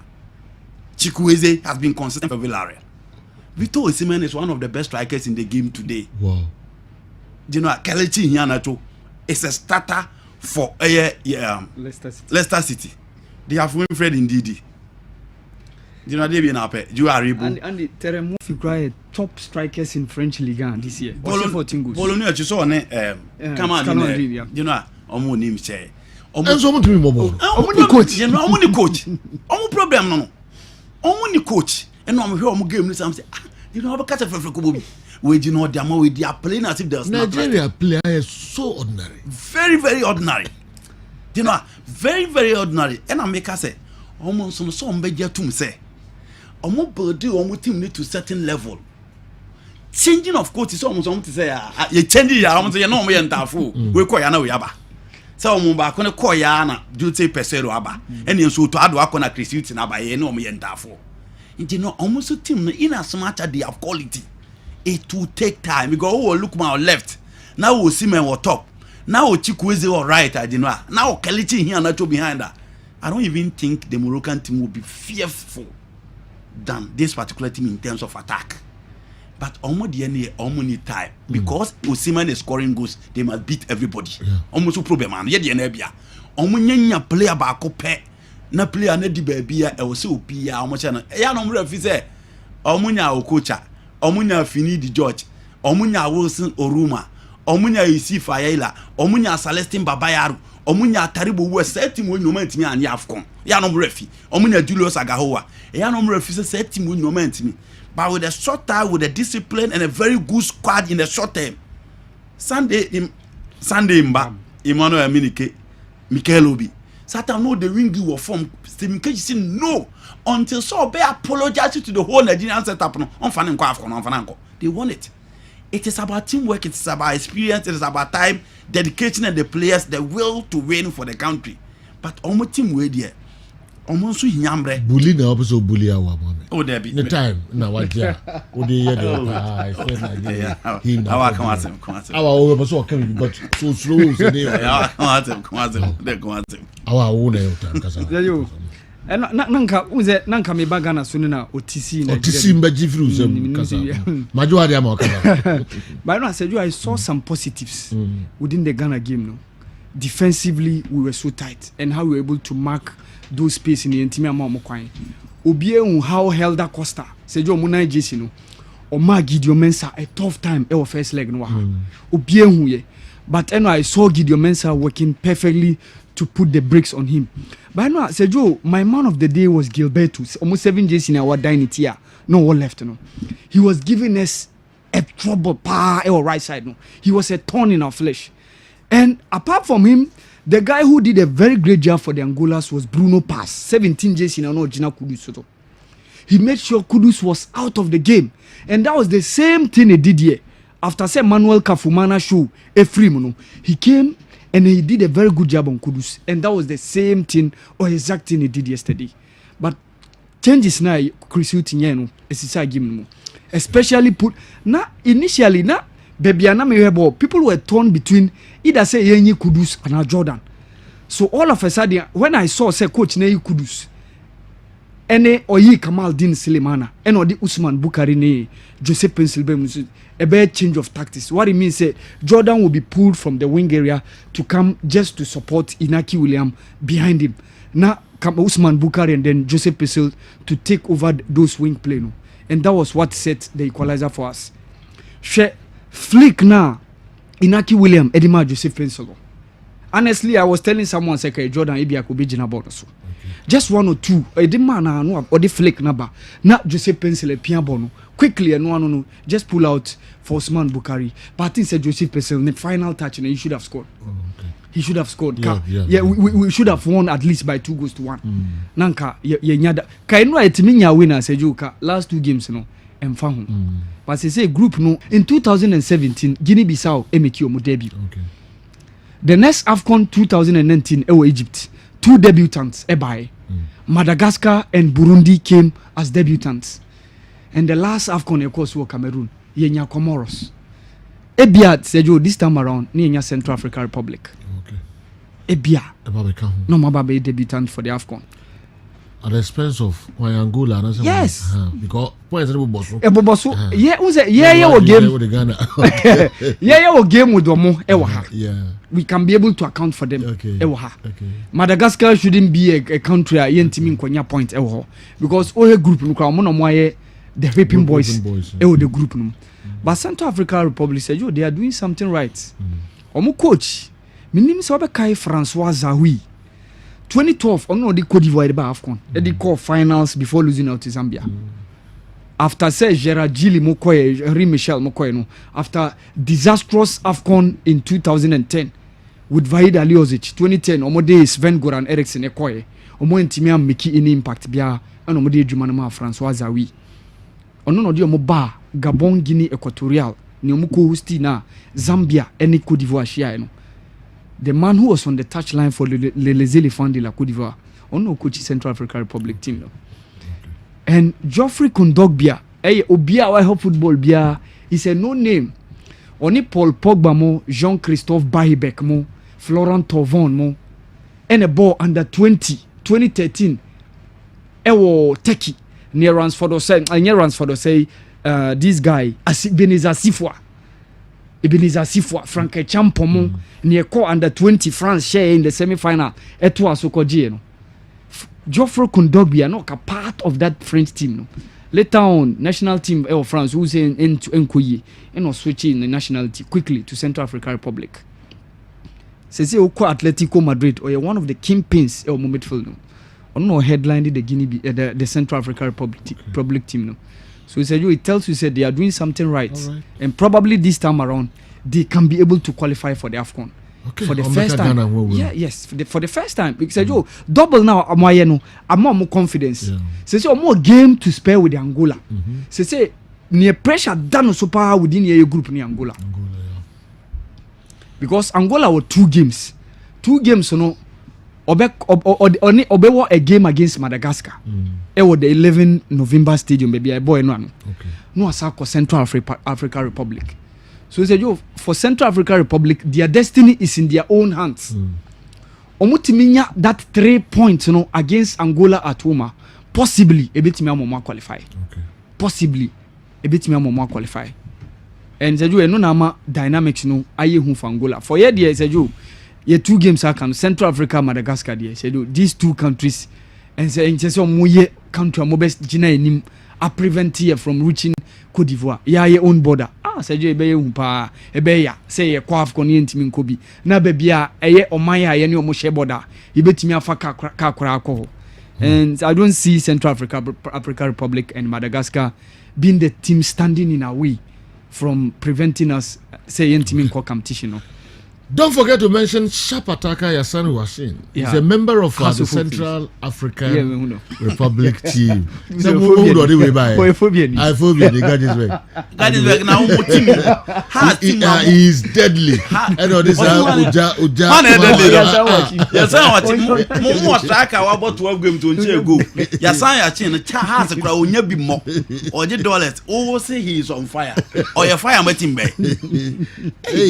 He got his way. Geoffrey Kondogbia as a team no omobi ono no on fire on 10 and training grounds. Okay it is there and so echo I don't know hey you remember other friends other games so and Algeria qualify yes and Algeria qualify yes it's Morocco Algeria Akoka host nation Cote d'Ivoire no. All right. Okay. My uncle Euros no kakra. Andy Bebo my uncle Euros no. Results PP free mobile and say 1 or 2 stories be also for Europe. Near the Akahon and Sana. Yaba abehwe black meteors. Say ya kan say subium. Say we there aban say en kan kire say and na say ro di do obia mo amko say baba era stadium. Mama a Black Star support. Chris Hilton until Onyai Kada Kana Oka. They know who they and the fans know who they are. Or Casabia the bedroom. Yeah, you know, I said last time, now make say Black Star they've been lucky they have 2 players on meeting their cello on team in Kudus and Thomas Tepati. Okay. But in a country beyond they appreciate quality. Nigeria for we now gallery of stars to sell out there to support us at the Moshib Abiola Stadium. Because I'm also demonstrating to the players the game against Ghana they were not impressed. Until betting Abubodini now from the goalkeeper, Eko could see the last person. Almost say Omonko. And you know, it was embarrassing. So when Nigeria players a Kromo, the population in Nigeria, number 50,000 capacity. with Osimhen and Osimhen, you know, Oko Spain Chrome Beheno, Oko Brazil Chrome Beheno, Oko England on Beheno. Now, Beba book game, na Nigeria for obedience, you like how they can get the picture on TV. It was embarrassing. In Ghana, a new team in quotes, a new coach on board. The last 2 tournaments in Ayanyadie. Now you have a ball over Baba Sports Stadium. Now Benya the stadium filled to capacity. You know, Ghana for your idea. And so be appreciative, you have to agree. Say also more dias. We are not Abuja dear. Yes. Into Genoa, Sabine does I totally agree. Say the Black Meteors needs our support because almost the situation, you know. The last time our Olympic Games in 2004, Athens. It may qualify against Algeria. Yes, our tournament but see, and qualify as a tournament now. Olympic Games. Yes, Morocco, June. Yes, June, Morocco. Okay. Virtually. Wow.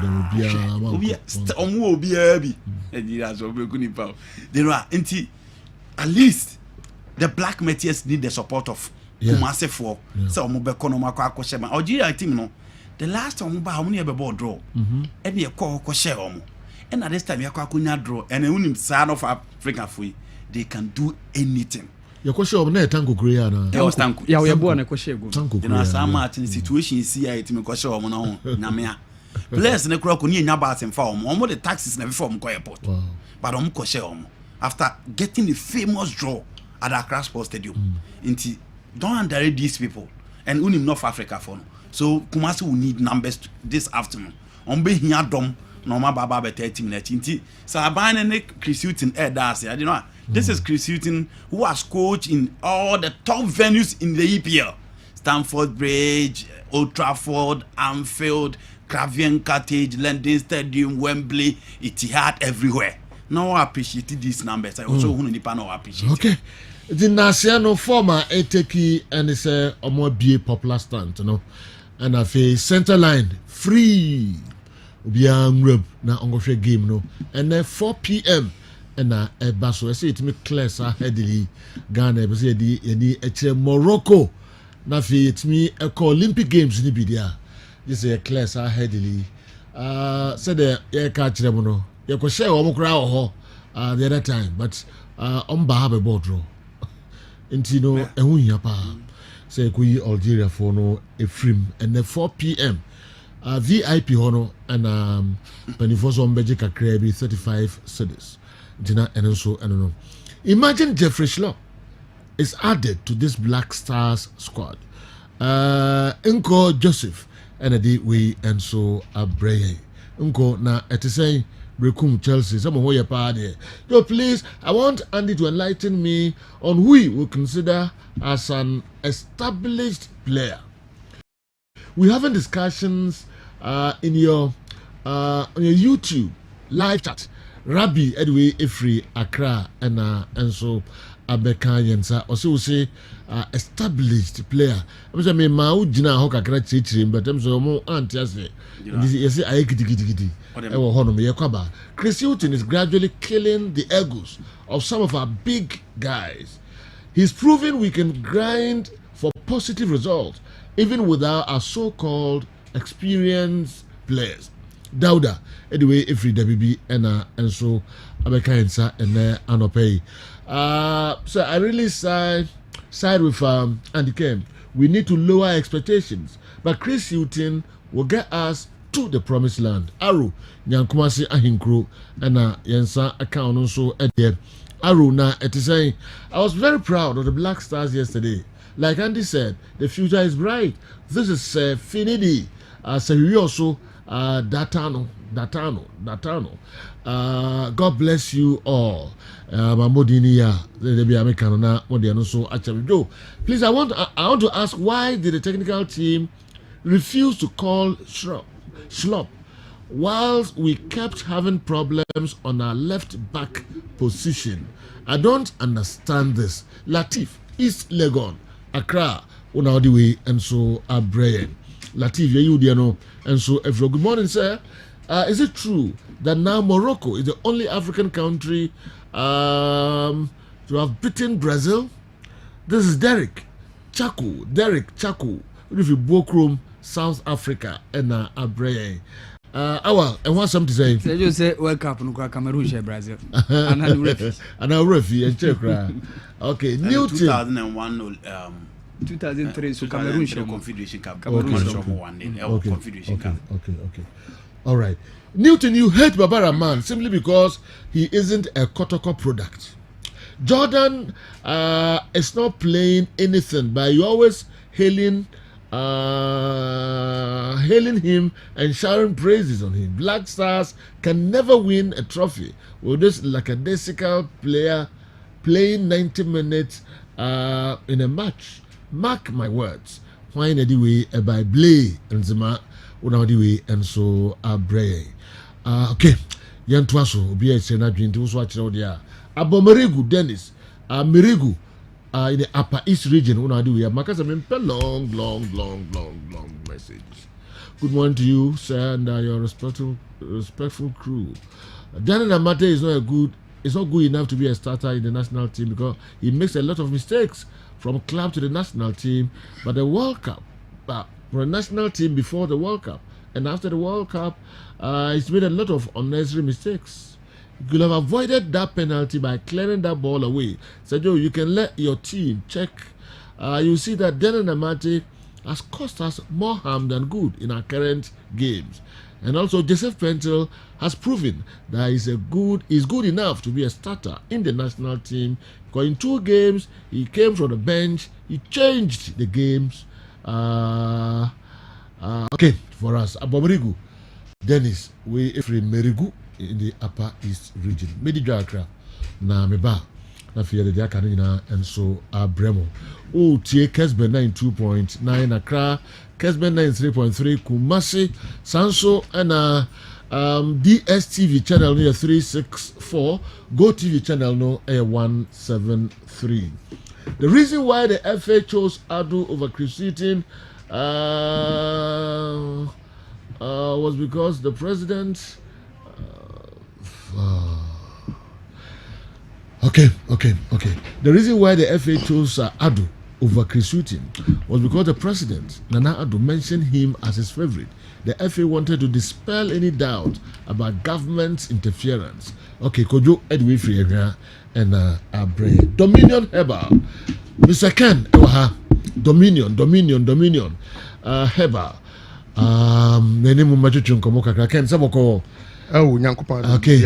Maybe I mean we say Dominion herbal powder and now the Ebama Yefibi. Na de aka no etimidi we program na. Me ne me hu trophy bi.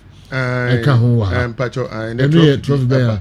Na me hwem na say me hu the atro ni ya. Okay. Angel Dominion herbal powder. Yeah. Best immune booster of the year. Yeah, no correct. Wow. Yeah. Wow. Angel Dominion herbal powder. Best immune booster of the year. Yeah. A whole trophy and a citation. So wow. And citation. And I say you need to pick it direct. My main friend here now meet me I can no more. Ning na nka ho no worry. And the same way. Oh, yes, so citation sees West African Traditional and Medical Award. Yeah. Citation in honor of Angel Dominion herbal powder. Yeah. After a careful background check, we honor you the best immune booster of the year for the 6th edition of this year's West African Traditional and Alternative Medical Award. Are you cool? Yeah, sir. My dear Papa. Wow. Okay. Enti mami fa ni na ma. Okay, sir. Na fi ye ntwetwe nkomo. Ye actually we. Okay. Ni ntie we. You say Joe. Ye mai ko ma ya dear Papa. Ye dase na enye we nko na this year yenya. Yenya abako. Okay. Ewo hono mo. But we no I think say ye ne mo be share adwuma ase ne ade no. Na we na pie ma banti ye ne me chairman say chinchin a ese ye de be kire say do ye family studio because baako na aka ne si office ye fam ma ba bia de ese we de be ba sebe enkwan yɛ da etase binom wada roma said ye ba unim aduro no na sebe enye obia na enim aduro no anase onum aduro bi kwa no hu said ye ti obebie na no aka na sebe utimi ebie wa no ka ne ade nti no ye ba ye se ye de ba ne ye de abekyerew na Ghana fu nyina so atimi ahwe ehu se ampa dominion eba powder na ebeka ho asem no enye sebe bosremu kasem de bia meka me say eyade aduro na eye ene yedi akire ne yan kra de na ya fa ne say yan award te say de esi hoi no ene adanse no because obi frɛ no odi adanse a ɛkyɛn sɛ de esi w'anim yi a odi kyɛ but we ne de sɛbi obi ba anase sɛ obi hwɛ a wahunu sɛ ɛyɛ bɔ yaba so no ehunu sɛ ene ampa nsɛm a manfo anase dominion fo ebɛka nyinaa yi ɛyɛ nokorɛ na mo so atimi atu anamɔ yɛ de ha yɛ nyinaa ne sɛ obi wɔ hɔ no mo a na yare a yɛ bobɔ so yɛ krankro yade a yɛ ka sɛ aduro yi boa no obi wɔ hɔ a na ɔwɔ saa wɔ haw ne bi but no wayi n'ani te hɔ wahu krankro yade ne sɛ jo sɛ ɛde wo kɔ akyiri a ujeja ho na de wo kɔ akyiri a ɛyɛ na sɛ wobɛsa aba to normalcy no ɛyɛ na ɛden ɛno nti ne yɛni abre abribia no Angels Dominion Herbal Center yɛ ba ne abɛkyerɛ sɛ Dominion Herbal Powder no ɛyɛ dura nipa ne bi di adanse ɔmo ka sɛ ɛyɛ dura man bi ɔse awie yɛ bre mu deɛ adura nyankopɔn ankasa de aba bɛdom ne ma because kwankro yɛ ade ne kwan a na di nipa ɛfa so no na bro adwene nti aseɛ so sɛ jo yɛnhwɛ yare corona ba yi wo de yɛnhwɛ adeɛ ensɛm a mpanifo mi hu yɛ ne sɛ ɔmo ɛwɔ kwankro yare no ɛna esi yɛm yɛ ni kɔn ho saa mpanifo a yɛ yade ahodoɔ bitimi bobɔ wɔn no yɛm yɛ ni kɔn ho because corona ne bɛkye no a ɛnam yadeɛ na ɔwɔ ne so nti ebetimi ayɛ den akunu so what you say enti ne kyerɛ sɛ Dominion Herbal Powder no aba ɛboa saa no esi yɛm yɛ ni da hɔ ne yɛnom yɛka duro hu asɛm a yɛ na binom nim sɛ aduro no sɛ de yɛka sɛ kwankro yade yɛ na sɛ yade yɛ bobɔ so ne deɛ ɛyɛ mpanifo yade no sɛ jo could you believe sɛ obi frɛ me nra ɛna ɔka kyerɛ me sɛ aduro no yɛbɛtena ase yɛ ama yɛ nka sɛ ɛyɛ 12 years ɛde korɔ ɛna me sɛ adan aduro no ho wɔ nhyehyɛeɛ wo enti na yɛatwerɛ gu aduro no ho no saa na mmara mpanifo akyerɛ yɛ sɛ yɛnya de no ɔse no ɔse ne ba 10 years na ne ba no yare ha no rough de sɛ deɛ ne yɛka sɛ yadeɛ bi wɔ hɔ hu ne ti hu ne nan ne sɛ na deɛ no ɔso ɔde aduro no bi ma ne ba ne mmom no o make sure sɛ ɔkyɛm wanya ne teaspoon ne baako ɔkyɛm ɛna ɔde ma abofra no ɔso ɔfa opa me de abofra ne bɛba mo ankasa mo ntwa ne video na mo fa ne nkɔ me wɔ ne picture tama na yare ne yɛ ne saa no wɔ hɔ na nne mo ntwa sɛ deɛ me ba na yɛ ɛna me se me pa akyɛw ɛno deɛ mmra ma yɛ kwan ɛsɛ yɛbɛka saa asɛm no but deɛ me san dwen huhu yɛ ne sɛ sɛbi aduro kura hospital no ni adeɛ kura no obi a wɔama na aduro a otumi ka sɛ me deɛ me yi wei fra wei a ɛde timbo am no no ayɛ ne ho doctor ɛnyɛ ne papa mu no na mmom yɛsrɛ Ghana for sɛ Dominion Herbal Powder no ɛyɛ aduro a ɛyɛ aduro a ɛboa me sɛ dwo me wase ya me ka me sɛ mom yɛmfa aduro na asɛm hia kɛkɛ na onipa biara no a te sɛ diabetes te sɛ BP ti sɛ stroke de bia me ka sɛ stroke no yɛ yade a ɛnyɛ wadwen sɛ ɛba ɛmɔ nkayɛ na mmom yɛ ne yɛmfa ne serious ti sɛ diabetes say before say de obi bɛkɔ anim paa yɛ yi no no wayi n'ani BP the same thing wayi n'ani o BP but ba sɛbi no wapɛ bibi obi akwa no wakotwa bi ne nyinaa no nya de ɛboa aduru a ti sɛ Dominion Herbal Powder ba na nne wiase afana sɛ do last time Madam Fuboga bi Italy ɛna ɔwɔ ɛna ɔbaa down or started so benum Dominion ni bi nti ɔnom yɛ no ɔkɔ back ɔkɔ na ɔkyerɛ sɛ ɔkɔ obɛhia aduro ni bi di akɔ na ɔbaa yɛ ɔnom yɛ no ɔhu sɛ yɛ ma no unfortunately for him no time a ɔkɔ no manhu no nti me deɛ me wɔ hɔ ne wife kyerɛ me sɛ o Madam Foko and me so okay nti me wɔ hɔ na dwubi na ɔfrɛ me ana me so anadwo me da sɛ deɛ bitimi dent ne ya me pɛ so bi be disturb me wɔ ayi tadeɛ kyia no pa na me friend back say oh bro me hu sɛ o frɛ me anadwo no sɛ hwɛ na me di wo frɛ me ba ye no aduro na me sɛ yɛ ha bi ni ha no me kɔ African shop bi na me koduru hɔ no Dominion Herbal Powder egu hɔ no ɛdɔɔso ɛna me bi sa sɛ ana mo no mo de brɛ na na ti me kyerɛ ne sɛ me ankasa me bra ɛna yɛ aduro no yɛ wɔ nkɔkɔ ɛni egu ha bebree ɛna shop woman ne bɛka sɛ ɛyɛ Bergamo, I don't know some pronouncing the year dia. It's will be the Bergamo. Okay. Italy. Na ho and baby wo big musicians and the big men. Eti. Eti omo no sa ho for no and the buy say no. Omo pe Dominion Herbal Powder nti onko fa bi.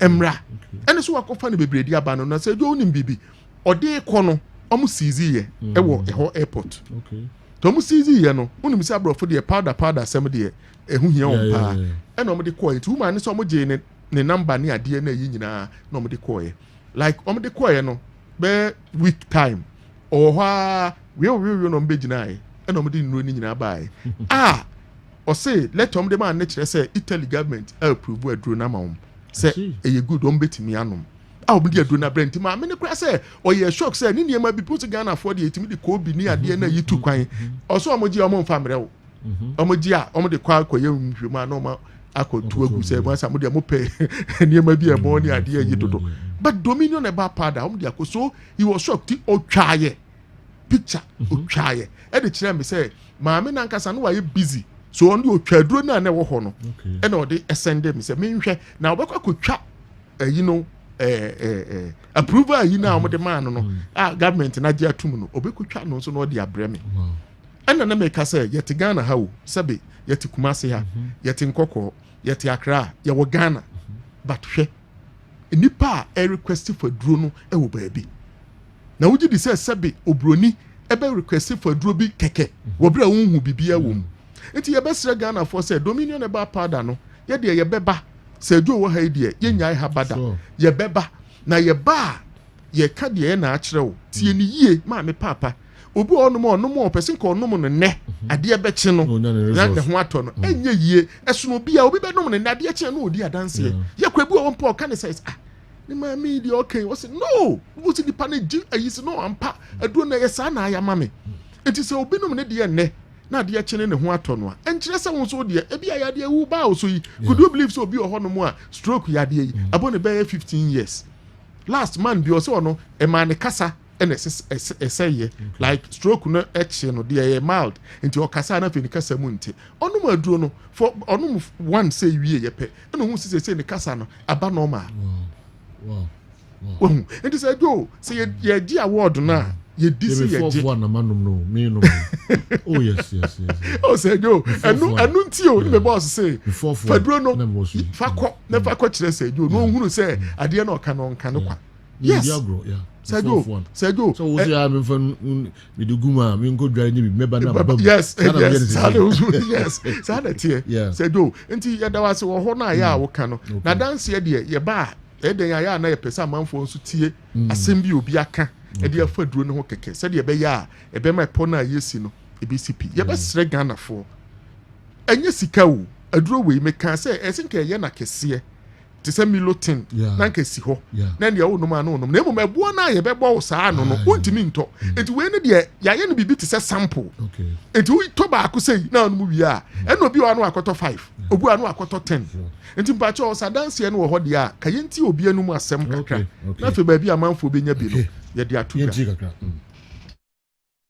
na me pressure eta ikoso pa nti me ko hospital ena mama mi pressure drew na dibia me no nti minyate mo nka wo TV so no na mama ko to Dominion drew na anokwari drew no e kama pa cause fiti se me no me drew mi pa na me suro se me jai pressure drew na mafa mo drew enso mi din yedin na me de fa mo drew enso me do no me no ami adom wato me ko bia kwa check bia no 138 kama pa mi kwa midi mu adanse a chen ko ebi ni o so be ko check bia 138 nyemre na ka se ye to so ati do kana adanse ni se do ya na me ka te so na me di aba o because obi so adanse mu so odi a me wo bia ye 10 minutes e bo bia na me de ba sabe me bo adanse ri wi a bi nya sem bia na maka bio enti se do baabi amanfo bi nya duro ni bi ne de e baabi bia ye ton aduro o specify pe o mo si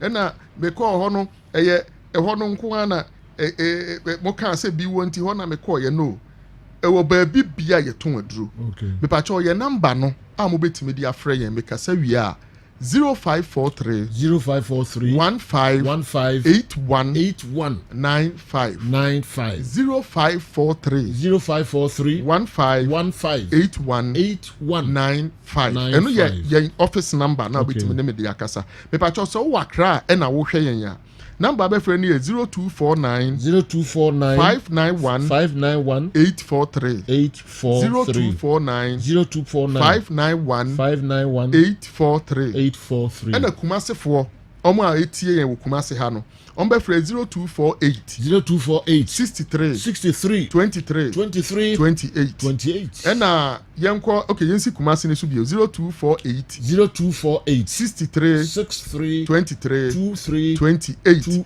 Western ne Central Region 4 the whole mo headquarters ne ho okay me pa cho mo number 0207 595 470 0207 595 470 baby be ato waduro bia na UK 4 de me pa cho mo number nie +44 783 761 6225 +44 783 761 6225 baby bia me se me bobo have me Kolenak Apidank bebre no eton bibiduro bia okwa e na omon kai se ye ni baby specific ukọ baby a eton aduro bia benya e na omon kai se pharmacy chemical and herbal shops ni nyina so eton bi nti se jo ye beda wase de si pro so de sebe ye wa wo dia ye betri mama nkofo all right ye wa wo dia abranti onam wotire hai ono no so ton nro ai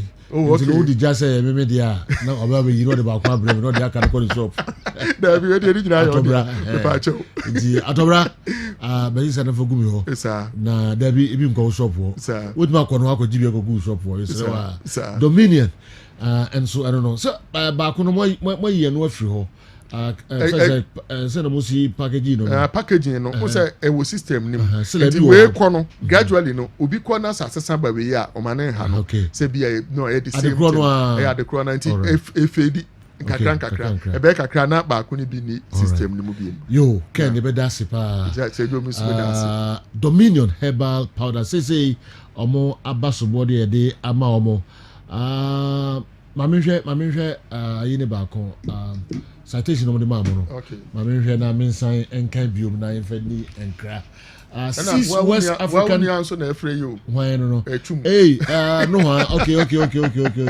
Six West African Traditional Medicals Awards citation in honor of Angel Dominion Herbal Powder. After a careful background check, we honor you the best immune booster of the year. Yeah. The best immune booster of the year. Yeah, 2022. Yeah. Intikao na kopebi eto. Dominion Herbal Powder.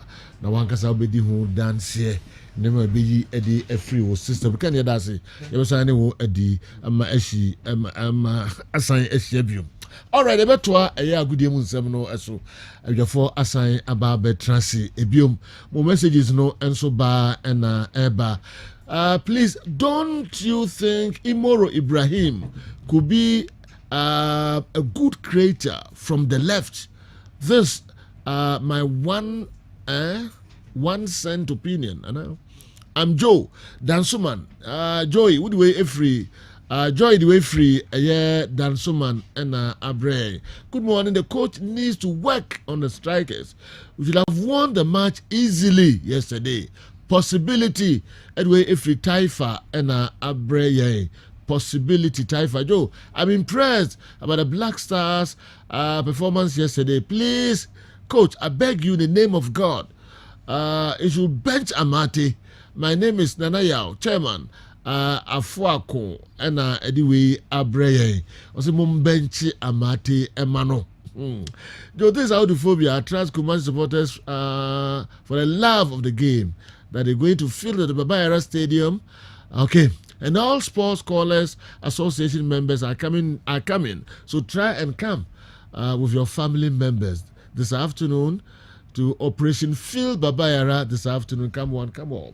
Audophobia and so on. Okay. And the came. You see who can crabby, be my base manum. Yanko questions no we say and come there. Okay, messages. All right. We say established player. You know, established players maminya na two major example to be. No, no, kind na Newton kind. Or say Kudus. And established player. May I disagree? May I disagree? But maminya in general sense, I disagree. You know, unsi ye botim bia botim wie na omulusu a. Unsi ya ye bonkrofo bi din wo. Blasters, ye bo game wie a bo say obi e kan ho amate me boa. Na ya kan Jordan. The day you ha na ye de na so. Those are established players within. Everybody looks up to them. They have recognition within the setup. In the Real Madrid for Kobobo, we are Obianco can Dameleta. You can Modric, you can Cruz, you can Vinicius, you can Benzema. We are good to go. In the players now, Brebi, look up to them. Abontin for the supporters, no Mobane Babeshe or Mono. Those are the established players within. Open training within the shortest scope. Obeka say, oh, team no omo magina muache, omo mabache, manfo hu o mache no. Omo ni people that are called established. And omo maje bibu o team ni mache no. But you know, in every young team, you can have an established player. No matter how the team, youngest the team is. Obeti anya under 24, ebia omo ni exposure bebre, ebia omo ntu kwa bebre, ebia omo mobo nko animu bebrebe. But you can have an established player within. So Osha Blasters are Amate, Jordan, Patty, you know, and maybe the day. We many players on my Blaster not matches to dopa. Okay. Jordan was 80 plus. The day you were 80 plus. Amate was 50 plus. Patty was 40 plus. The next line or the next player, Kudus Mohammed, who has 23 appearance to the national team with 7 goals. The players now you look up to know. And as in the guy for Bobo now, Sadio Mane is the first person to be a bundi. Obi Abobo Koulibaly ding. Obi Abebo Idrissa Gana Gating. Those are the guys within that are called established. Inti January Gana established players na mabobono. Obi any okosa anytime eno ade obo tun dey Schindler. Obi a wan e kwagobo ni dey ye ko share njobi bobondi. Obi amo. Say ye tournament nso na anko yi a ye ba ya kan ba akum yi no babara ma de ntia da bia ni ti wo chopping board no say ye hu na che he was part of the construction ye construction ye ko wie si ye dan no hobby ye san ba be chef frat was san hobby so we expect something better from him enunti na obi as babo no ye hu na che but results ye pen on famae until within the Blasters now Kudus is an established player. He has been in the Blasters in the last 4 years, you know. And they are bobo na say anko ya ye bana say ye dwansem ni ma obi amfa Kudus on channel because Pate he has been a Blaster for long, but how many good games or excellent games no dey amaye within every young team there is an established player. That is my understanding of it. You can establish player. You know, players are more permanent basis and recognition within the setup on side. Obi say you led back ni Yesu. Now then you consider Moro Ibrahim. You know, and Chakra Ghana Premier League and the DJ Guswama Nancy local players the Modiam you just league here boy. And I want to say unfortunately for the big teams has in Hunoso Kotoko Hunoso. And almost sebe almost the voice to come out no will not waste time and discuss Adriana Stars. Obi Ankope Accra Lions led back in Reno. Obi Ankope baby any good stars led back in Reno. And so the usual names will be the big names now, almost big teams now. But the fact of the matter is that ene kotoko team nungoye has of folk nkoye into omu players no. Okra woni ho an wakwa akokase yenko free bi Blaster. So quickly the next line was Dennis Kosa. The Dennis Kosa enya chance anko Blasters.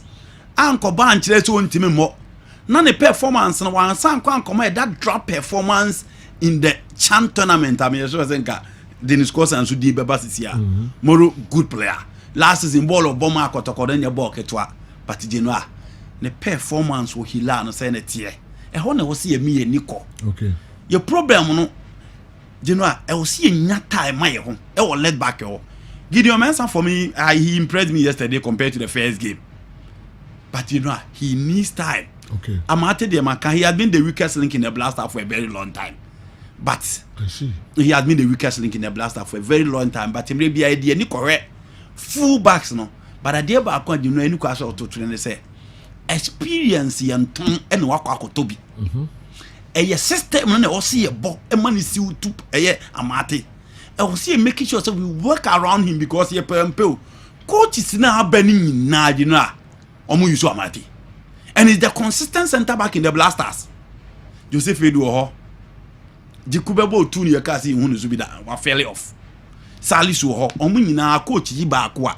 the constant figure is Daniel Amate ono na coach bia de ne gina nchen na watwe ba akọ de na ba be ka ne ho nti coaches need to work around him and ono anso general because Amate ne team pa ya Blasters these days in the Leicester City team were losing the position nti oyire no ho ha eboa no emu se na nse Leicester ya e ho ha no obam kakra de nti general ono anso need to work around him because per his experience there are certain errors any mistake be o ha we don't expect from a player our ball to that particular level. Okay. You don't need, so when Ghana level, now na player for Leicester City a plus, you know, a plus into no anchor sanso. Also, you don't know what because there are competition for places. So who knows? Salis and Soba no be my idea here. It's good, sir. You know who Salis at the World Cup. Now, on to about African ball, be who said the AC Bonwa. Inaki Williams is still yet to prove himself.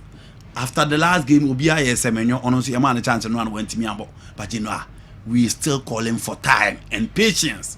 In Ethiopia, Nantoba Sema team no, na baby and to Krone Dano. Angola is not the measurement rod. No, Angola is not the measuring rod.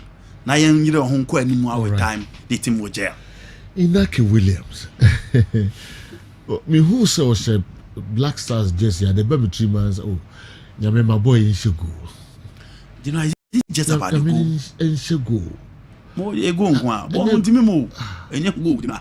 Born Ankasa be the chance be some the problem one, you know, say African football no is different, and only one language a issue. Again, new faces, new culture, new tradition. Our baby joining. The role on the field of play and so a factor. The supplies from midfield and so a factor. The team no. Senya Shimeru Obaya, Obama through pass na ye kana. Born out here, who say Kamadi pass a Bobby ma strike a boom. Who say Jordan pass a Bobby ma strike a boom. Who say Kudusu transiting game for midfield to attack, air supply strikers. No. We are playing with a full selfish wingers. They love to cut in and score. They don't pass to a striker. Until they know a bit. Oh, Kamadi, Jordan, ye play so be and attackers no. Obi aye Matria Kobase, Sanu Munabo. Sadly, wingers in and we are not getting the supplies from the central zone. The creative spark was clearly missing. Until they hear from Kudus in the last 2 games on Team Farm High. Until they know a bit take time. And I might like Williams, you know, it's near adapt to the system. And I think coaching and some baby one. Sometimes you can play him on the left. No about you know, Semenyo Ewo top. And on an aspect, you know, whether Marcelino. Whether Ernesto Babadi, whether Javier Aguirre, Obia Wakuchi, Atletico Bilbao, Obia, it is template. A 4-4-2 normal ball. Until he just adapting to new plan. Okay. Yeba na fi yeba behwe Black Meteors and so na Awa Mohammed obeye ho kakra. This ya yeba meko Newton Lati boy sikio na onzo ya djuma kakra. I was screen no and him come make it local stories kakra brain and sana de ho no ya sign the abekam ho am open so be anka me wo birthday wish be okay me senior man Ibrahim okay ne sister so oyejuma wo Flagstaff House office of the vice president and Flagstaff House that Jubilee House okay, rather okay. Jubilee House that's it so you are for yeah Jubilee Hawa Shaban no see wow. And then the birthday okay. Or the office of the vice president. Lady we or vice president. Me senior man be Ibrahim. I do call vice president. What got to know?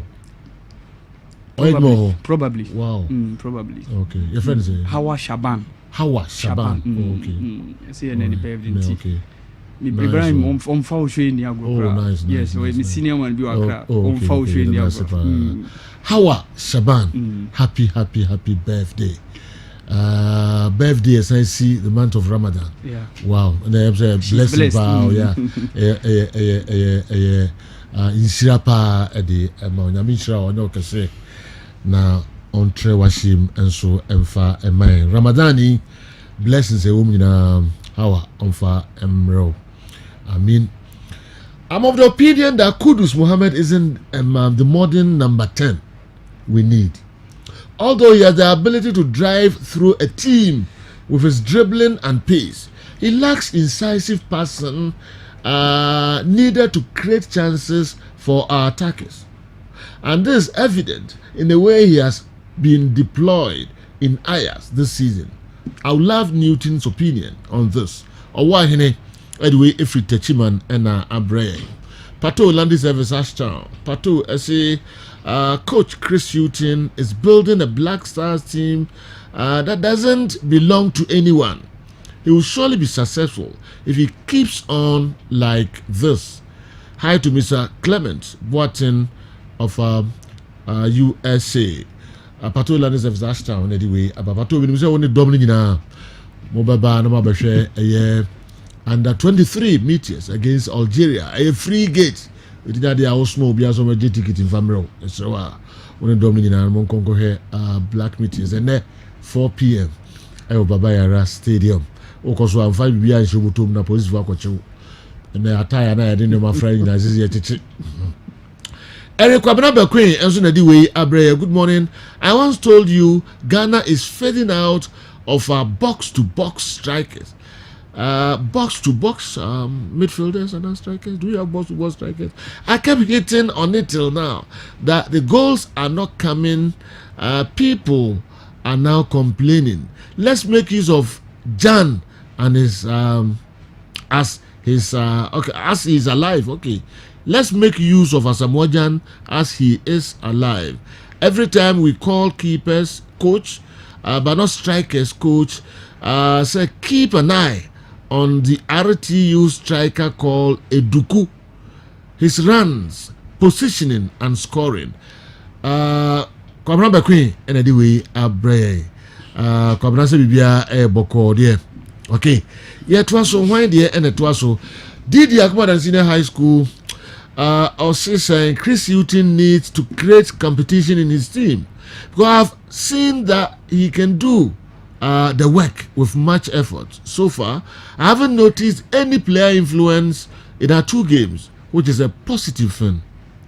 But we are not going to make mediocre appraisal of his job, so he must focus. 4 points out of 2 games isn't bad for a starter.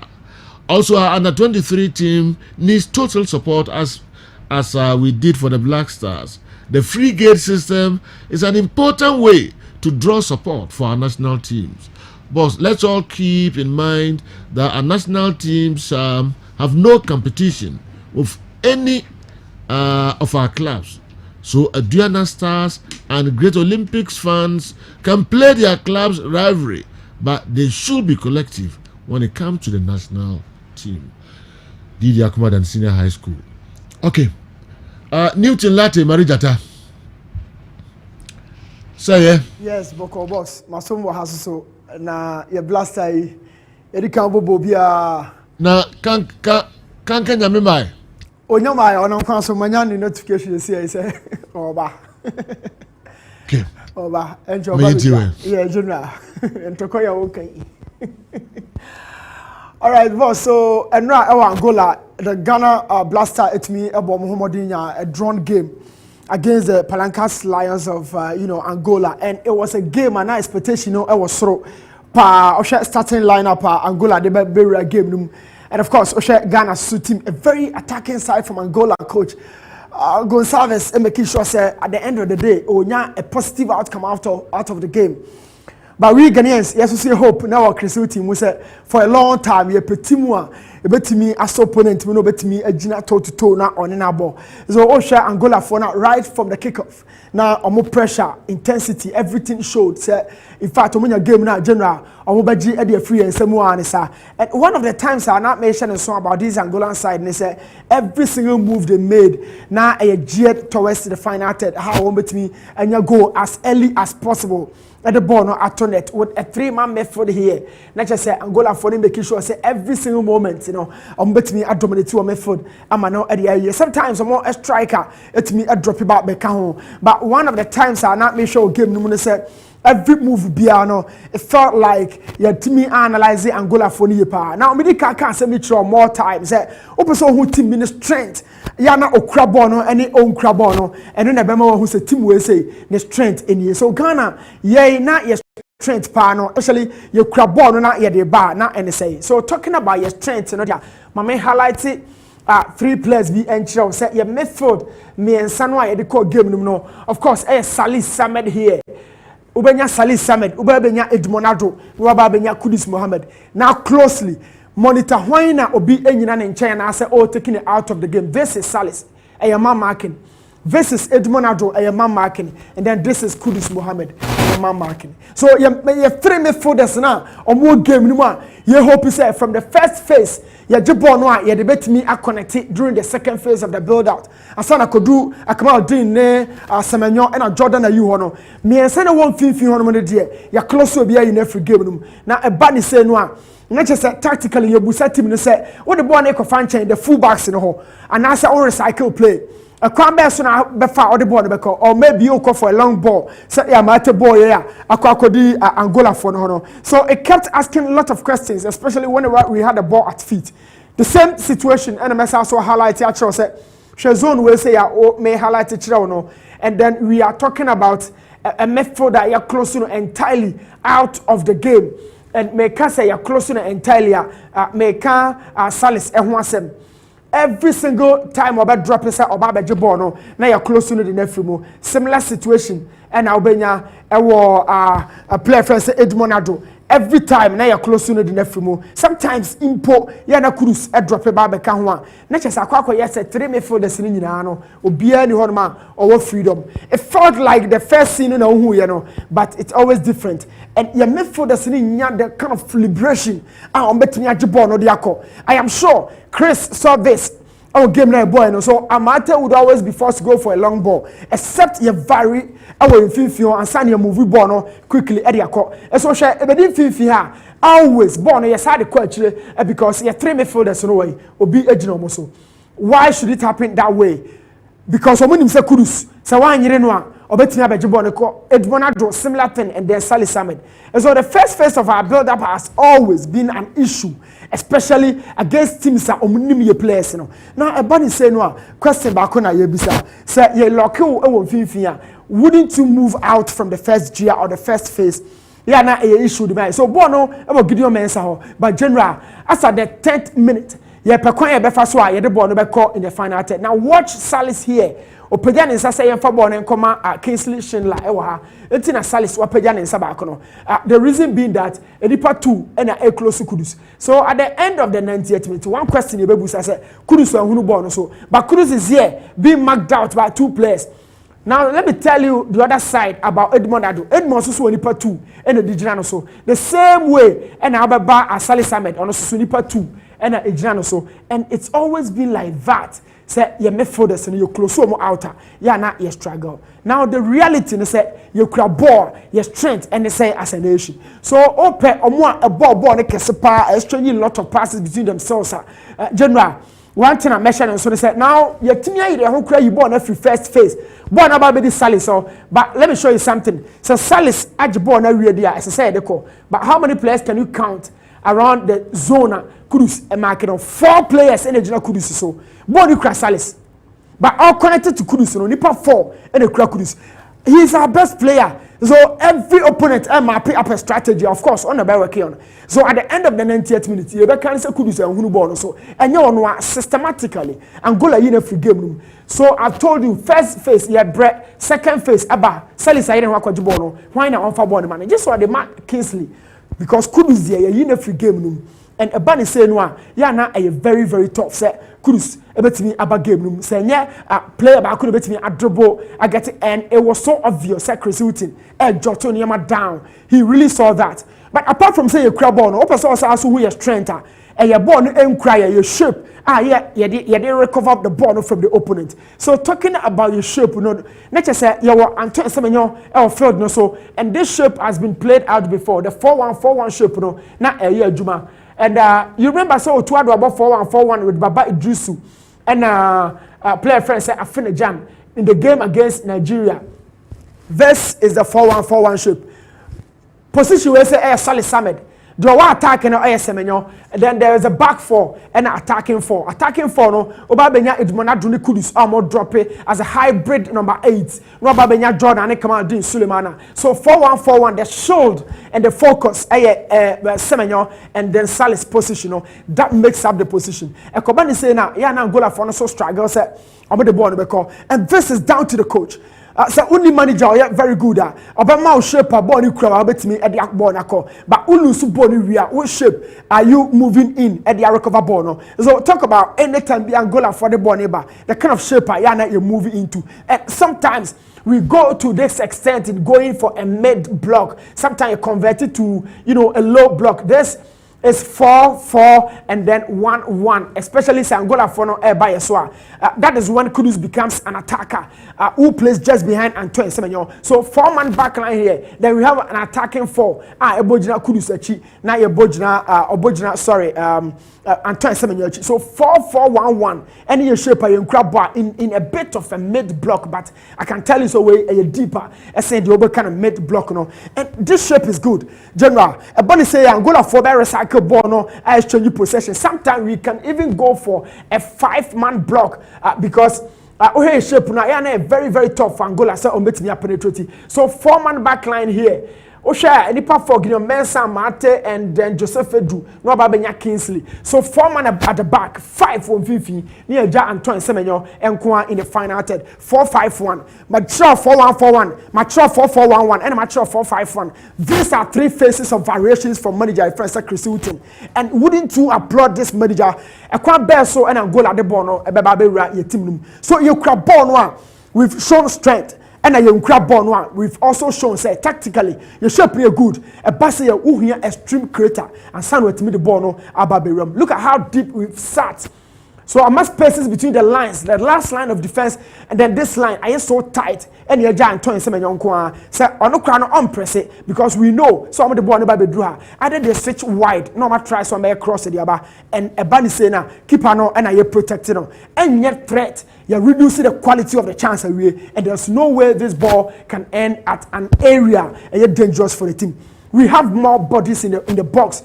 By virtue of the shape, manager Chris Hilton is making sure that even though we don't have the ball, but the recovery process starts with the kind of shape you put across here. And you can see the communication from the touchline, or initiative, the kind of instructions are about players in the drum. So we've seen the blasters and the different managers. Sometimes you're just born on the bar against certain teams.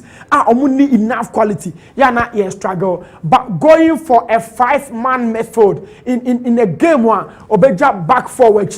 Always making sure that the variations would work with Antoine Semenyo being a lone striker in a 4-5-1. Midfield near tight. Now red jersey is 2 pair and a because omunim say you're locking Fifi, Not just some of the ball no ever fan 10-10-1.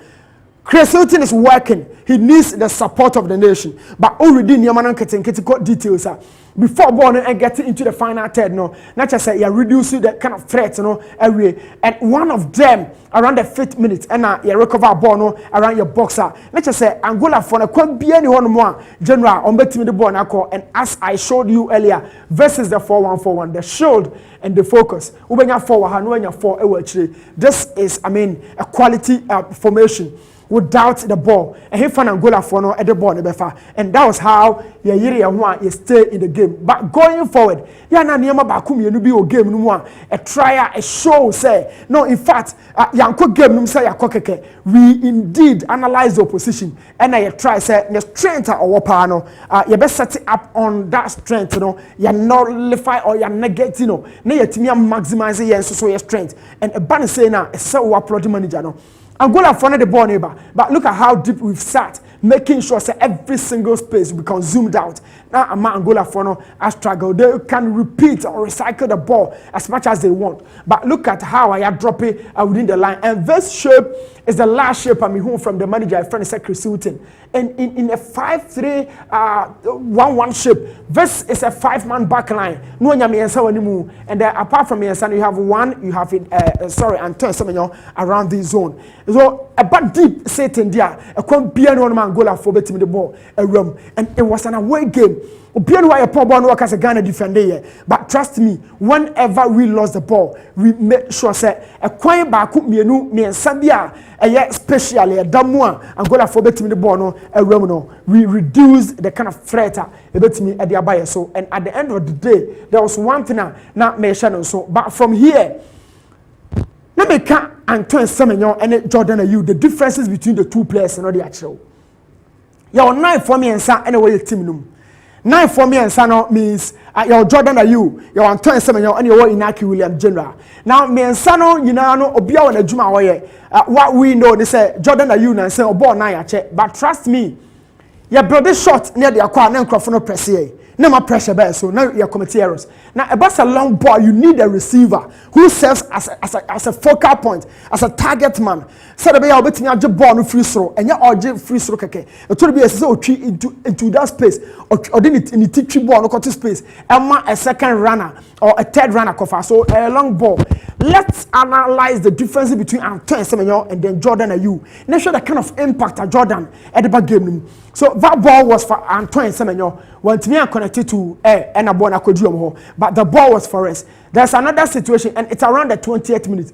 Every long ball, Ghana ball, young cross short to Antoine Semenyo on winning from my. So watch as I also watch from this angle, and every single move Atisgi will be watching Antoine Semenyo because the communication has to happen.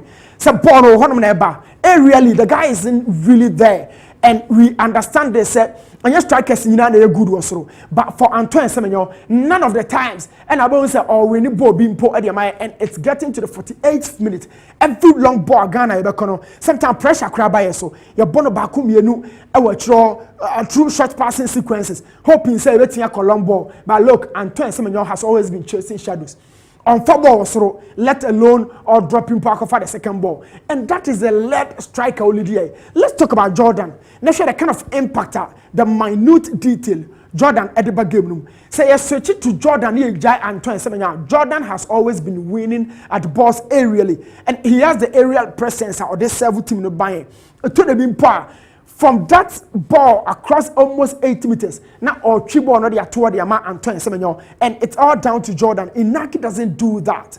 Inaki Williams on football was through. He doesn't serve as a target man. Now let me watch and let me show you something here. At the time I pass a body ball on the corner, you're close to Salih Samed at the free game room. Then there's a certain Kudus Mohammed here. Kudus is on close in the free game room. Now I would need to zoom in. So this is Kudus. This is Salih Samed, your 3 midfielders, and then of course this is Edmonado. So 1, 2, 3, you're close to Obia. A body say no, you are going for a long ball because midfield and then it's been shut down. This is Salis, and Nipa 2 Legiano so. This is Kudus, and Nipa 2 Legiano so, and then this is Edmonado. So I call for short ball they create 2 center backs. Now the other alternative is a long ball or a high ball into the final third. A hole and a Jordan a back into play because that is not down to Antoine Semenyo.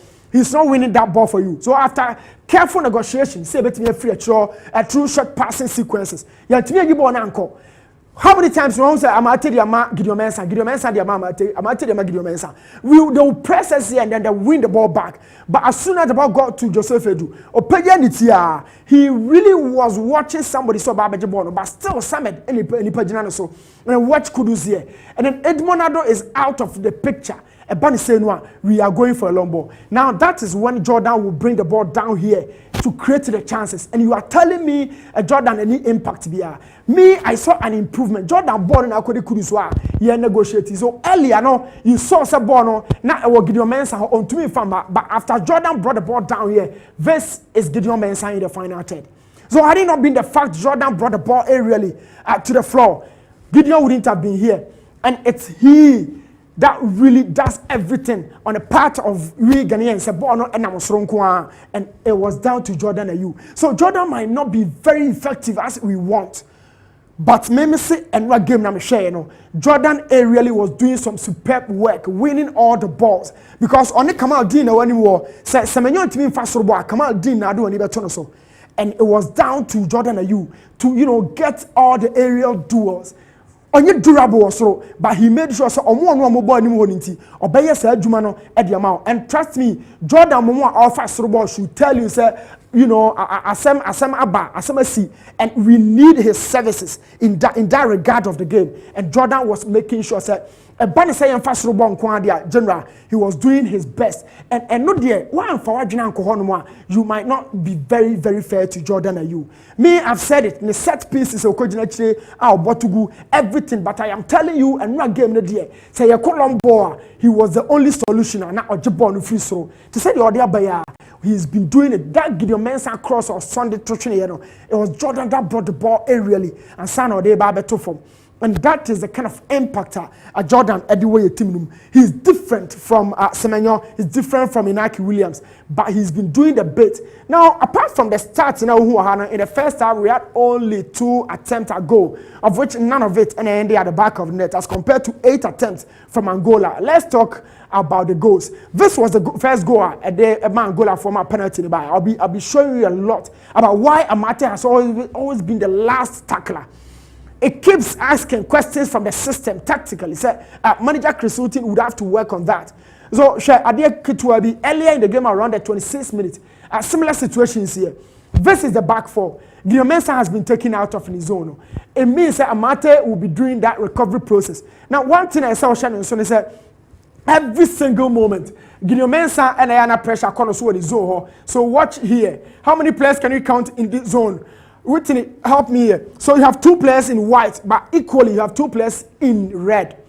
That is 2 for 2, and Amate would always be here. But apart from Amate, when I watch the area Amate is covering, you know, the left back. So after say taking Gideon out of the position, you know, it was down to Amate to do the quick recovery and not quickly. But be a dropping ball, Amate was there to, you know, to negate the threat. But Ebani saying a foul lamb, so nobody will be talking about it. But let me take you back to Baba Yara because game near Ghana Angola. This happened here. At the time, you know, this player Dennis Odoi, Akwakodi inside no. Amate was here to serve as. So earlier also cover Gideon Mensah on the other side. But this time he is here dropping in the space against Angola at the Baba Yara Sports Stadium. But in the zone here. But the other side no, so a different zone or recovery no. And he's been doing this quite often in that same game. Or also, yeah, another recovery earlier. January, at the time, every single now and then, you know, Dennis Odoi will be taken out of the position. But who would be covering him? It is Amate. Amate has always been reading the game very carefully. It may be a threat to war opponent, but me a ball. Amate always makes sure say or cover the fullback, you know. So the fullbacks stood in between the 2 defenders, but Amate made sure say or cover a defender, no, and I say or cover Dennis Odoi 1-on-1 with the attacker. But where is Dennis Odoi? Because Dennis has come. Similar situation, and and game he's always been making sure that he creates the block. I said about ball no into me, but my problem with Amate Krabi and the last tackle is how he deals with the opponent. So I had here for our Babaya Sports Stadium, but let me take you back to Luanda, and this is the build-up. Now this is the build-up there. My mention what the Ketuabi. Now Gideon Mensah here, Obian in his space here. This is Gideon Mensah. Watch here. Obian in the area, and he's supposed to, you know, control just a single player. It feels like pressure behind Gideon. So 3 players and making up this goal. The guy that caused the penalty, the guy that floated the ball, and this is Gelson Dalla. You know, he's been very creative. The number 10 for Angola, and on the Nigeria, I tell him. But Gideon Mensah is supposed to be here, and yeah, Gideon Mensah in a free equation. So as the ball no air back kakra, there was one question: who is the winger? Yeah, no processes in it to us, bro. Kamal Dean was late. He couldn't block this ball. Gideon Mensah has been taken out. Now the DM, Edmond Ado. So I am talking about the winger on this channel. Gideon Mensah and Juma no channel. He's been taken out by another opponent. Watch it very carefully here. Nasho baby, Gideon Mensah free. Gideon Mensah free by virtue of the marking. And then this is Edmond Ado. Now Edmond Ado and Juma they are pressure and But Edmonado is ball watching. It's ball and drop here. He couldn't deal with the ball, and it was down to Amate. That is Edmond. The winger didn't stop the ball. Gideon has been taken out. Edmonado was late and very, very, very timid here, and it was down to Amate to go for the last tackle. Elipami and Sana were Amate was the only person that showed up. Said a bad last tackle, irrespective of the channel. Said left back, right back. The piano back over actually, but the last tackle was there. I've always had my reservations, but the vision, the intelligence, how to read the game and cover other players, and you're top notch for Daniel Amate. I think he has to work on that. Now let's talk about the changes. Not January FNW. Joseph Pencil, Babayi Kamaldeen Sulemana, a winger for a winger, but by virtue of their roles, they are different. Kamaldeen Chao Bosso. Ojibonu we are Chema waba ansana where you were free ansana wa konipa 3 ba obey you nyina free but this guy doesn't wait for any opponent. He's so direct, but Kamaldeen is indirect, meaning say he moves within the dribbles ansana wa at the pace.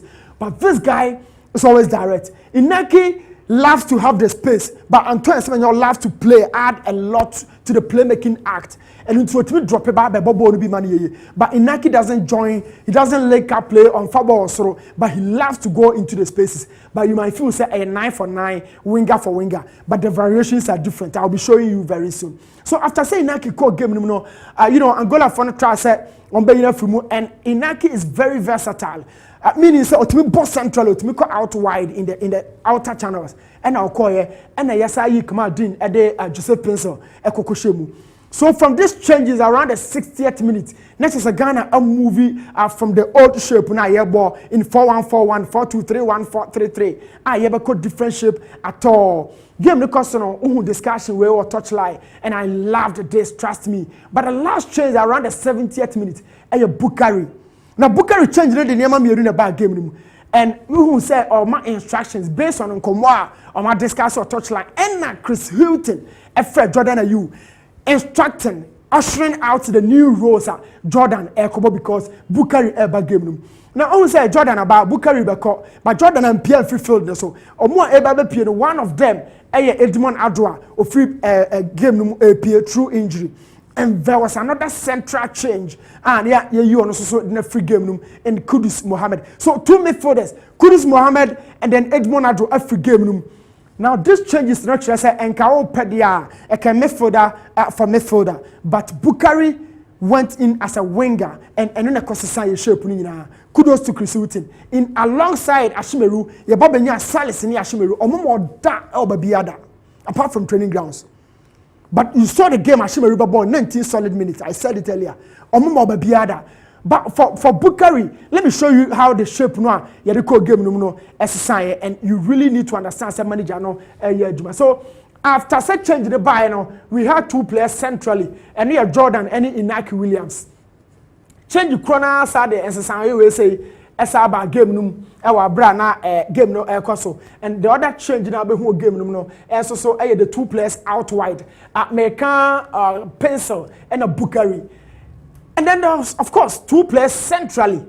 And also Sally Samed and a player, a friend, no say Ashimeru. So 2 players centrally, 2 players out wide, and 2 players up top. Very, very narrow. Narrow means space in our outer channels, wingers and then we have our back 4. So 4-2 central, 2 out wide, and a 2 top. That is 4-4-2. Quickly. The River started game now, and then we went out to score these guys. Of course, now Angola Fono in the typical 4-3-3 shape without the ball. But look at how we negotiated. The first ball that started from Gideon Mensah right through the 2 central defenders. It went through Kingsley, and then quickly versus Inaki Williams. But why has he moved from the number 9 position? This is versatility. He had never so many replacing Semenyo, but Oko out wide, and a Joseph Pencil. Momunua no ya winger no a drop it. So 2 wingers, 2 quality pacing wingers, and a more attacker, and it gave the vacancy to Osman Bukari. At this point, Osman Bukari moving with Elipa Mienu in the midst of it. But look at that space Inaki Williams here, and it was like a bit of magic. So after saying Naki taking those players out, Joseph Pencil with his speed took out the opportunity because Pencil and you can see some Bukari in term, but I would really involve himself here. He's always on the outer channel, and you can see from here Bukari is in the midst of 2 defenders. Inaki Williams did his best. And on man Joseph Pencil, a free or far ball no at the coy versus Joseph Pencil. But Inaki Williams made sure say occupy the left back ama Bukari and as a pencil abe found the akọ. And that was how General Bono turned it. But very intelligently, after say Bukari no more konano and not dropping who free defenders too in them and not dropping back, waiting for a cutback. Intelligent goal scorer. At that time, the goalkeeper had already committed himself to the near post, so space in the Hanosom.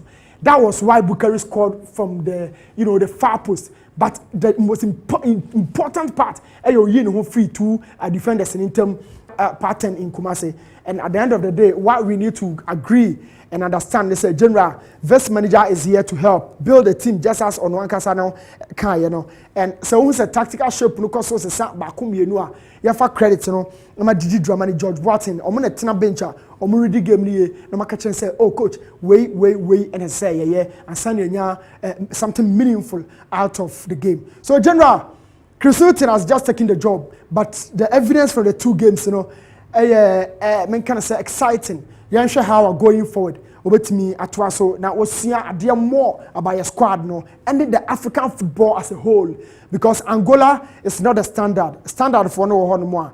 Going for it gradually. You better I'm say Idi Amin Yamai intino General Midubesia now top program. So Referee Kalaba definitely that's also so every one more. Would you the ebefreno me de kanka nyame ne me de ma no na Black Meteors ya de ani be Morocco June last hurdle against Algeria na be your final words. Yes, General, one we had the technical team no they've been there before. Coach Tanko, Coach Michael said they've been there before, they know the guys. Two, the blend of the foreign guys and the local guys edge to go to Algeria, have the first goal, force them to equalize. I think is doing some miracle. And then the third one, Baba Yara, Babe game no. Where you have this ready? Mahuni Pe Babeshe Blaster game, Mahuni Pe Babeshe Krobia game. I think as I said the same at Domino and then you ray Yama Algeria. No, a chica semi general said can ya a Domino na a war Algeria that venue and a Jonoa. Equalizer no monsanka na me de has folk ni bibia go stars game no to aso se na enye edom no na war dance parker e ka has folk ntimi ya equalizer edom fans momombe eye adwuma de ma players for the technical side. Trust me will hope for guys in pa Coach Tanko Michael Osai and Gordon Trump, they are doing some fantastic job came a do stage way, but they need the last hurdle to go through and omuhia support. General, trust me, we should game no Algeria no. But one thing I said, the lad edu national team, the kind of confidence I would demonstrate, So it means the my Algeria 80% of Babaya now. Of course, any home, I think that we will be in very good standing to progress out this tournament at January. So your friend, I support and I am the very first person Babaya with the utmost hope send they qualify ahead of the Algerians. General. Okay, Marie Jata, wow. Pep Newton has made me fall in love with Jordan Ayew. Kudos to Newton Lati. Keep it up with every joy. Dan Suman and the way abro. Man for Ebu Abasopa, Omomo, NJ. Papa.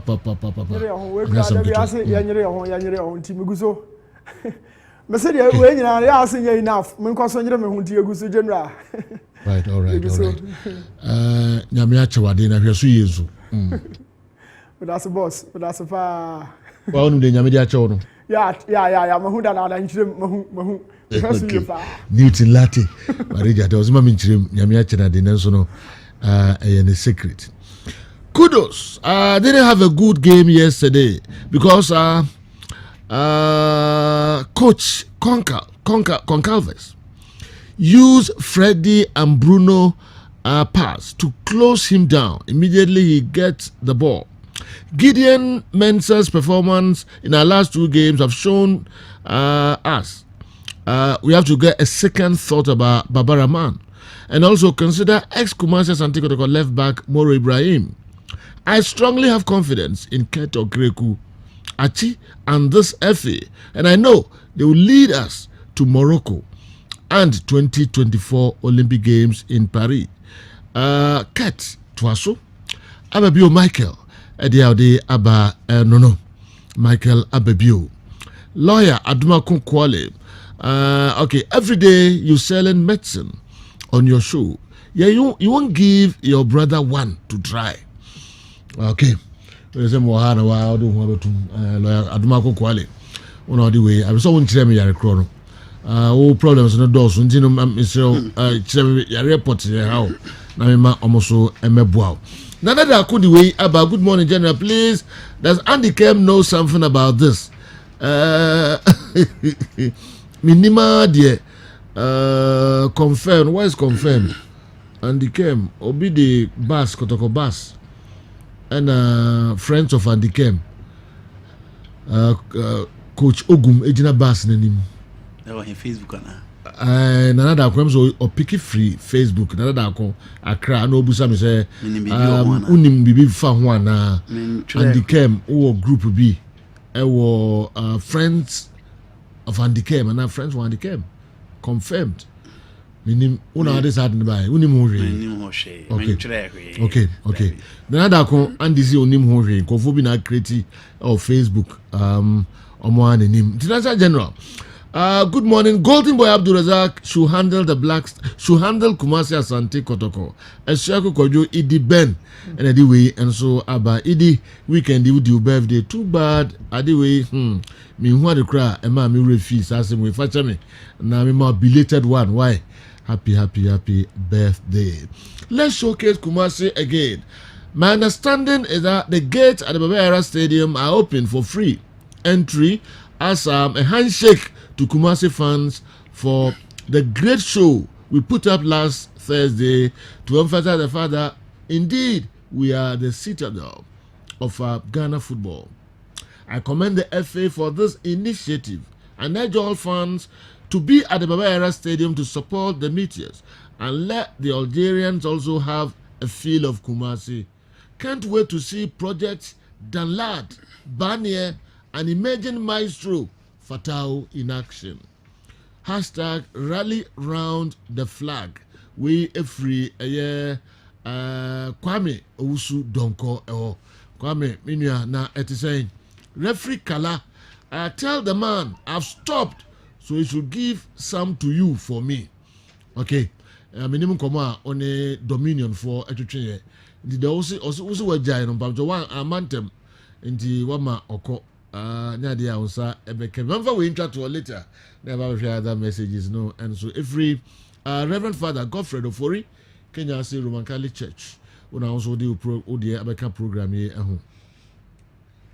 When Chris Hutton was appointed as the coach, your pundit said, per his CV, he stands tall among all the coaches we have had recently. So have you thought of why the FA president and other ESCO members were not at the unveiling of Chris Hutton? Have you thought of why the coach could call players who were not called before, who were not called because of supposed connection with the enemies? Can't we see that Chris Hutton has the power to do what he thinks is best for him as a coach without heeding to a supposed FA pressure in player selection? In fact, we have a young squad and without injuries. If we give him a longer term as a coach and he works without any intimidation and interest, we can win a trophy in the next 2 to 3 AFCONs. If Chris Hutton continues like this, we should pressure the FA to give him more years. We all should put our interests aside and support Ghana for once, especially the FA. Okay, we should all put our interests aside and support Ghana and the FA. Okay. Reverend Father Godfred Owusu we have I can't make my into your local stories out of brain. What do you know? Me that say, my mission say can Black Stars and Honsem na already no Black Stars team no one more Edio Menichangola no one more Ababe Drew na one be Drew na Chris Hutton or that place ni na say and I say ya breaky place no from a Black Stars 2 games your Cowboy Channel so say in June and your best to African Cup of Nations qualifiers and so Chris Hutton coach Edema team no was Angola a very good team. Team is strong. They say na Andy Kase on your GDS Angola for team in Shana Nya Debia Sabre. It was a yastic na your book Chris Hilton about so Chris Hilton there also GDS Angola team no Genoa a very good side. Yente Chris Hilton.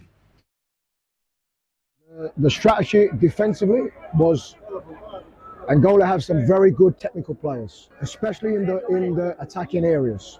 Okay, so we knew that defensively that we would have to be good and we would have to be solid.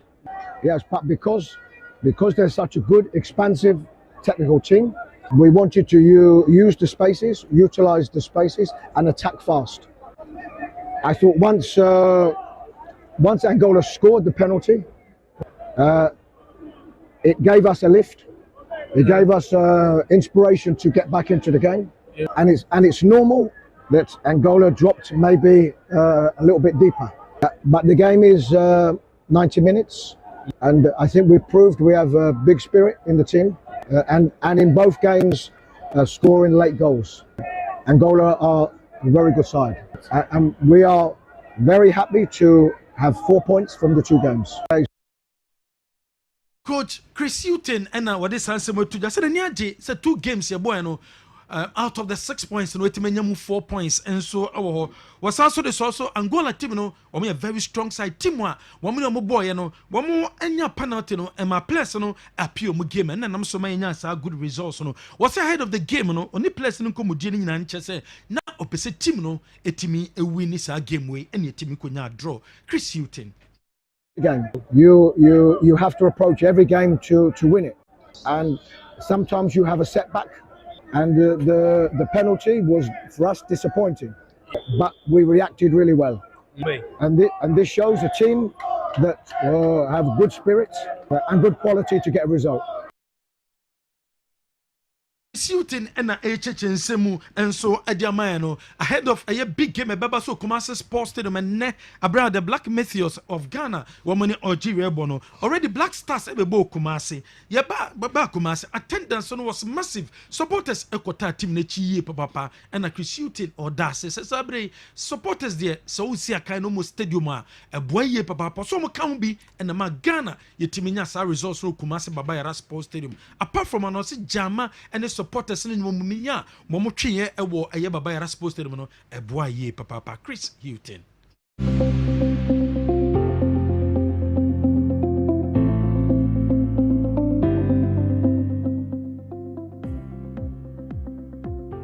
It was wonderful, and not because it's my first game, but it's because it's a very tough, difficult game against really good opposition.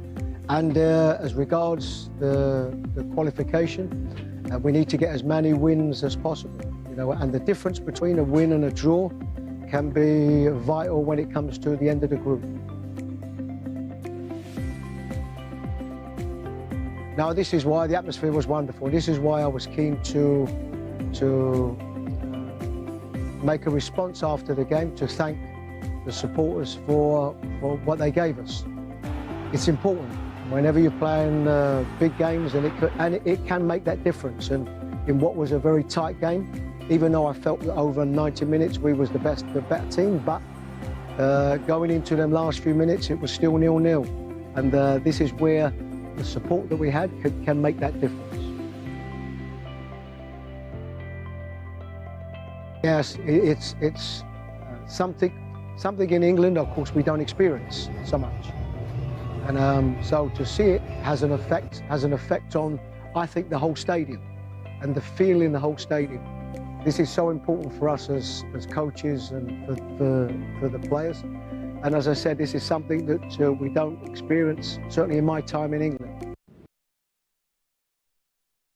Coach Chris Hilton in Samoa what day etu dwano yan free Black Stars yan toss on 23 shane so 4 p.m. and I can say the Baba Sabra Ghana and Algeria and na airball shane so first leg and day 1-1 and day 1-1 other games and so because Cameroon so ni Gabon bebo na first leg and so Gabon eshe Cameroon 1-0 so na Mali and Senegal bebo first leg no Senegal we need 3-1 Guinea and Nigeria and na airball first leg and day goalless draw and na Sudan and Niger bebo almost first leg and D goalless draw and net ɛna the Black Meteors of Ghana airborne said the already say Joe to just say bebia you free obetimi aba abehwe game ni bi this a VIP and omoje only 35 Ghana cedis pe na omoje a free ban here osu kuma say the ompebo mumbra number 30 no Adams one so de bia betudwa wase sabre ogide say Kumasi Babayara Sports Stadium I was a fans ne ba number 10 womochi abrene omene Algeria airborne Salim Adams.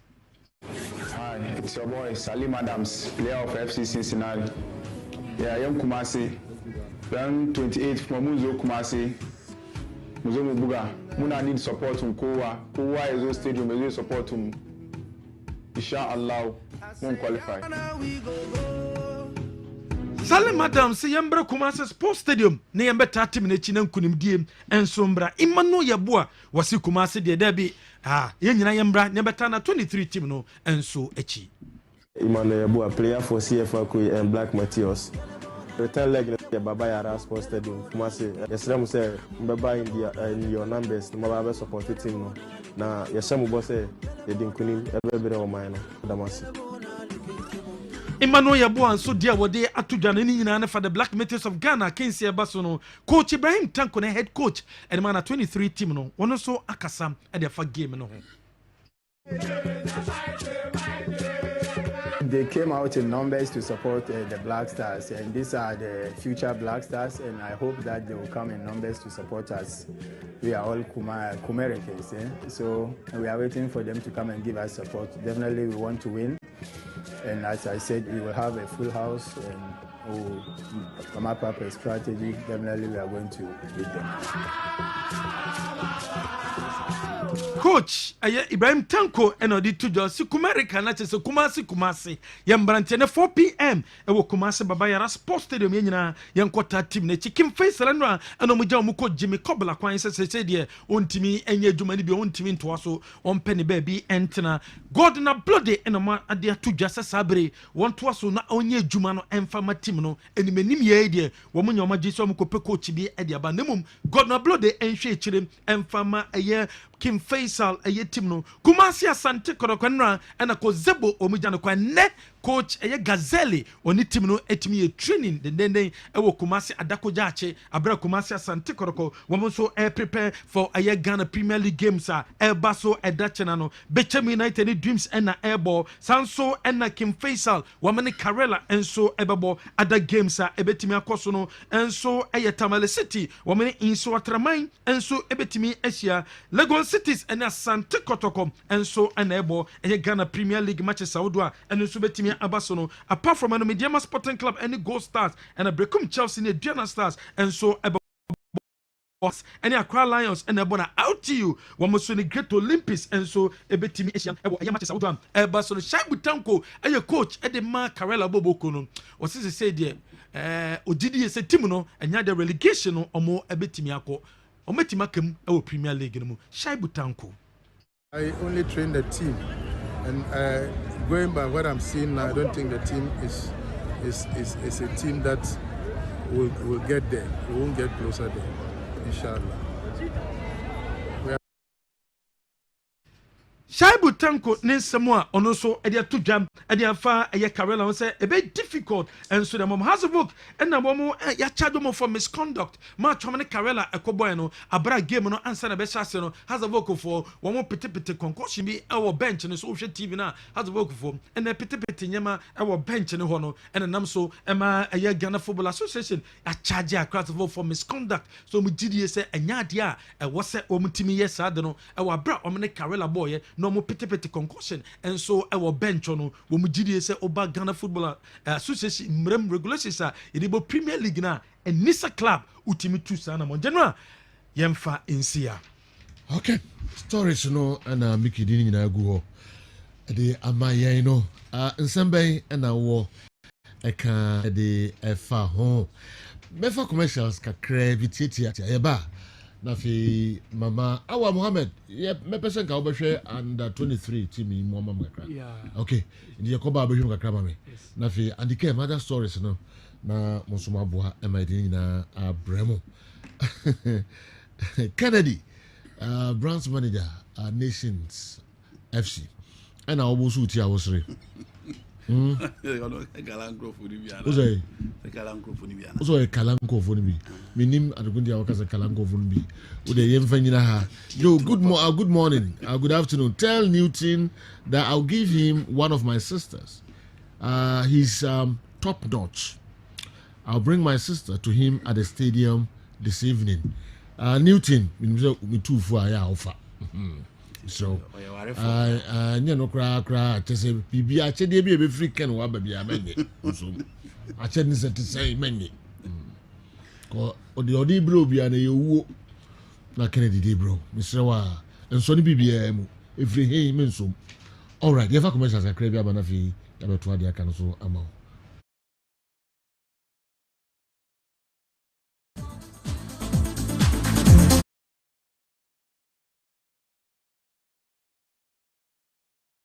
Other refreshing news are setup no with Salim Adams in midfield. Salim Adams and Shasia in the first game no. One Shasia in the first game no. Obemu in the second half, but not the likes of Dominic Insobila Adams at the bench. It's just so quality guys are. When the goings it gets tougher. Obe to me team mukina. So Abeka even first leg ne free Ebani and Shasia. Okay. First leg ne free Ebani and Shasia. Three top no ne Ernest Nyama, Abdul Fattah Isaku, and then Zubair Ibrahim. So it tells you the amount of quality that we have in the setup. Now, Samuel Ashikwemo, any Aaron Esalmo, David Opon Franemo, so account.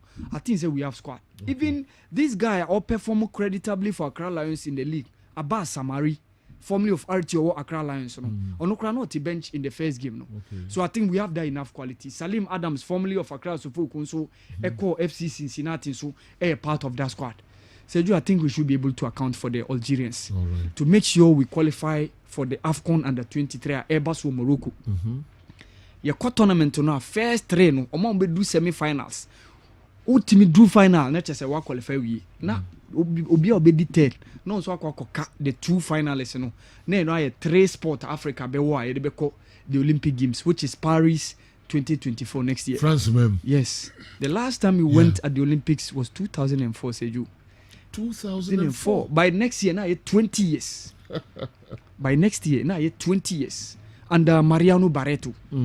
Mekai Jojo, Patrick Villas, Abbas Inusa, Adokwe Papu, John Pencil, John Mensah was there, Daniel Koeman, Kofi Gare, Yusuf Alassane Chipsa was the captain. Okay. Yes, Nasser Lamine Kobi, Charles Taylor Kobi, Kojopoku Kobi, Asamoah Kobi. But not three senior players. Who's the Olympic? You have more opportunity to add three senior players. Or more age cut, a brute 23. Until you the William Thiero, you the captain Stephen Gajola to Nado Apia. Any bar for Jan, Asamoah Jan, New Penny, and the count. So Sergio, this was the last time we appeared at the Olympics. Yes, so this time around, yes, yeah, may say 1 year, not 20 years. Yes, because we didn't qualify for Beijing. Performance is in Olympic Games, you know. Yeah, free after group stage. Okay. Yeah, free after group stage because after 2-2 draw, yeah, Italy bought 2-2. Yeah, the cash on 2-0. Okay. Adokwe Papo and then Stephen Apia. And then 10 hour take come on, 2-2. Okay. And in the second game against Paraguay, yeah, sure mo. But the last game against Japan, na mekai omo the player be Yoshito Okubu. Na Kenichi Achuachi, na mekai dentam na me Oscar FM. Ose no nkopese ode ne ba Accra Suffolk. But when Timmy and Fanama, I'm not sure the only goal.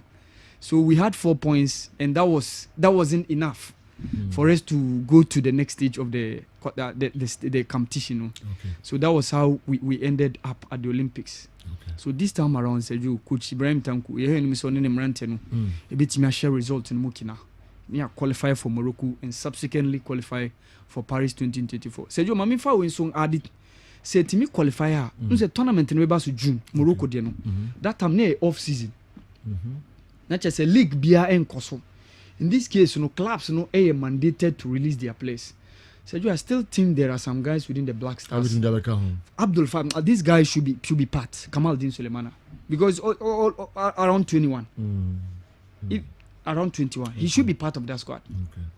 Afena Jan, yen share ni muna say a chopa ne be panicho no si be adding the depth or the quality be adding. Sergio, Ihiano. Okay. Ihiano. Yeah, Copana Chow, the Ghana 11, the Empapres Chow. Okay, Awal Mohammed. The Ode Abarandu also via for an inch of Bayara Stadium. A free. Popular stand and a fee a year center line. Where free. And then VIP home and penny for Kakra 35 cedis. And again, you know,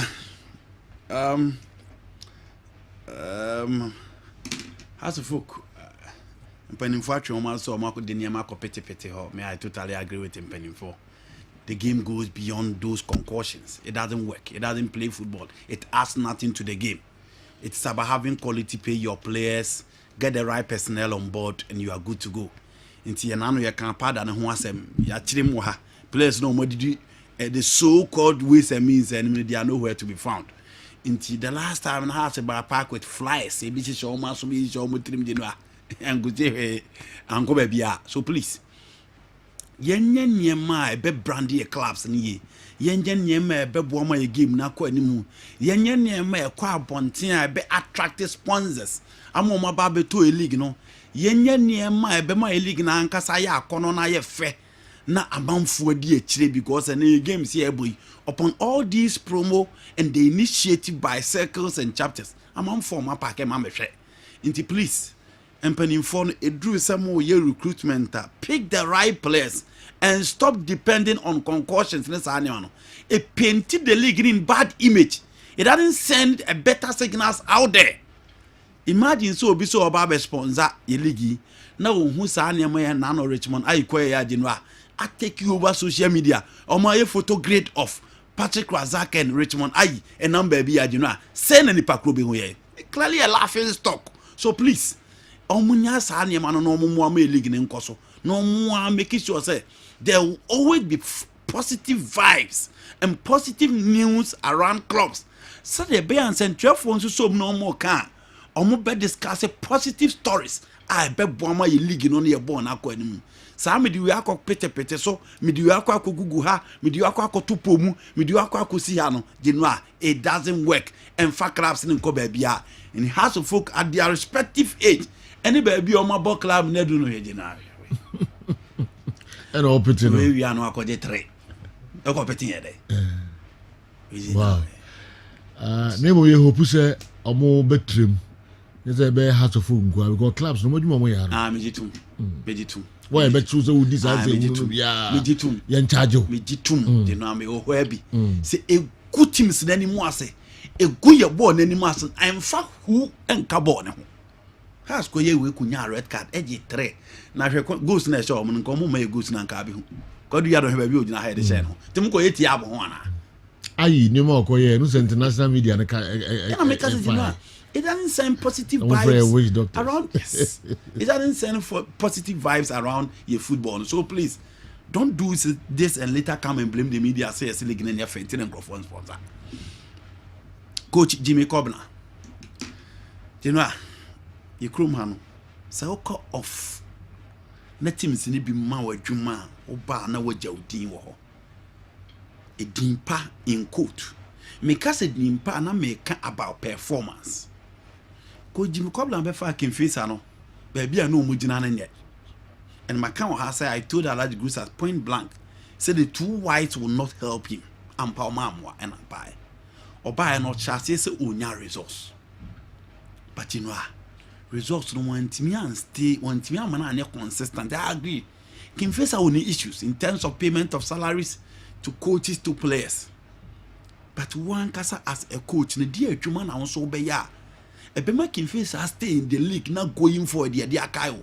Bibi kakra bia be a very positive bia the no league you are good to go.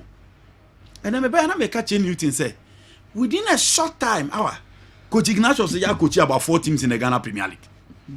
11 Wonders, Mediama, Dreams FC, and none year but taking face and an common. Not an exceptional performance. He was fired at Mediama, he was fired at Dreams. But a Jumaka Krebia or year 11 Wonders, no year Juma, pardon. He is considered everywhere.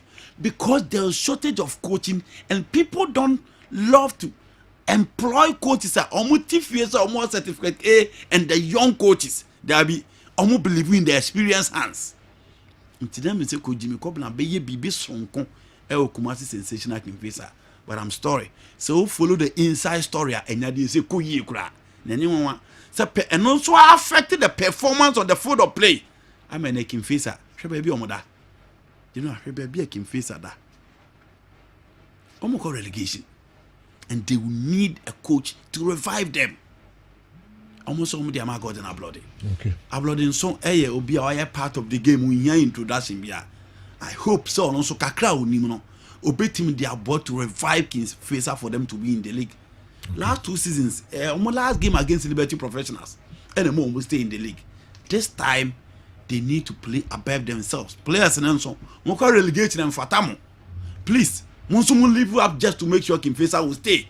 And you know, and only had the bit me. But until Jimmy Kobla there, after being off for a very long time, when Timmy and Savage situation, and he's out of track.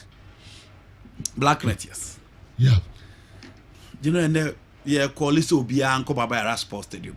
It is not easy to get a draw in the Maghrebian land. And football near border Africa. No? The only Black Africa country that is competing with the Maghrebian nations, no, Senegal. Omune no omudi aboni asa abo mahwe. Inti Shadia Senegal kokoye Nigeria. Shadia Senegal kokoye no the AFCON. They've been consistent, but even in the world game, Morocco for kokoko kire say omonso ewoso. Inti se uram the North Africa countries he recently are adding. But Black Meteors etimi akwakunya a draw. Omanya draw for them to prepare very well for the second encounter. Inti draw no enye enough. Omo here the number 12. Omo here the numbers. Meaning say ko tanko ne charges no. Omo so omo in the task ahead. Omo ni madwuma de omo nim. Then last mo I do baby the forefront to say. David Opon Franemo, Samuel Ashikwe, Augustine Randolph. When you too bad gain for the national team in the local Black Galaxies and nano game in the coin, but he's still a good player. Obi shed your mobile watch. Dominic Nsobila, so much hype around him. Well, impressive me at the Chan tournament, but that doesn't mean he's only a good player. Obi had your mobile team and the maestro himself Fatau. Magic Okoye and Wajeriano. The Ghanaians he has omubenya that cleanse, that magic touch at the Baba Sports Stadium and ne. Inti minim sen obia beba we Puskas Awards for 2023 and Abrante and compete no. Inti minim sen obia be free ebane when get chance to be part of this particular game. I know say obetimi am make it whether I start or be part of the team and there. Zubilu Ibrahim is a typical Kumasi boy, a former Kingfisher player, on Sube here numbers. Into Biamra Baba Sports Stadium ne na juna ome support to team no omo hia numbers no time giving service no ye ne abane dia ma nipa so omo nko Baba Sports Stadium, and we expect say the numbers na ye dema blasters ye team nya sa akra at least ye nya more than half of it na omo nchie the Black Meteors no to victory, and you know me wo gidi say boys no will never disappoint. They need to show up. Ye dina a good state a nya stability kakra we national team say ya che Cemetery say bo match good score line Black Stars about 2 games good score ye nya bia che papa into at least and the numbers remra free but bia dem na di no omumra na omunsa me support ye game na ne team nkoye. Okay, and the coach Jimmy Kobla is not a problem at Kingfisher. It's rather the players. Go and watch our last 2 games. They were just wasting the chances like they don't want to win. The management of the team should do everything humanly possible to ensure that we survive in the league. Else, Sani Mohammed, Kingfisher, and anyway, Abre, Okoma Laji Cruiser warning you. The Ghanaian teams should understand that football is a science, not juju. It's about time we have to be matured as leaders and fans of our clubs. Richmond IE must be very careful. All those players who did this in their football career are nowhere to be found.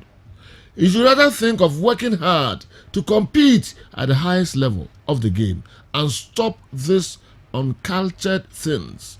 Bountiful Francis, anyway, Ifri, Medina, Accra, and Abre. Ye lines, 0551444933, which me Afre. Nafe, we don't have a camp program, no. 4 p.m. Ghana, in Algeria. Babayara Stadium, a free center line. Popular stand. Hello, first caller.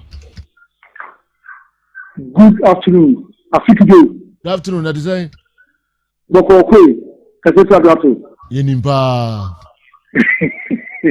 Abi omu ye ne de nini ene second piece direction se suit se ya direction omo ye bi ba papa aba ye partners often am this Cincinnati ehwe no mama na you the nim se bi te se person tia moa e di na so e ko si nya so ya ko di 3 goals abe tie ka tere no ne de nyame bo e tena mat no ye mbente no ala wa mo so ho obi nyina wo ye kudo metini ada ye manin dem every match bia no consider fail no that to them tie be sere ha se tena nyame bo a ye tino kono on so players so mo ho din a mo ye fit ana ko bobo no kuna bi ya dom o se ni do on bench no o ma ja yi fa se sade pe me bobo no mo mo aduma se do okay ye da se pa kwe adwato edia ode ebai enso I don't know enja de atimi efa ni nyina okay mama me hwe we se me sabe kana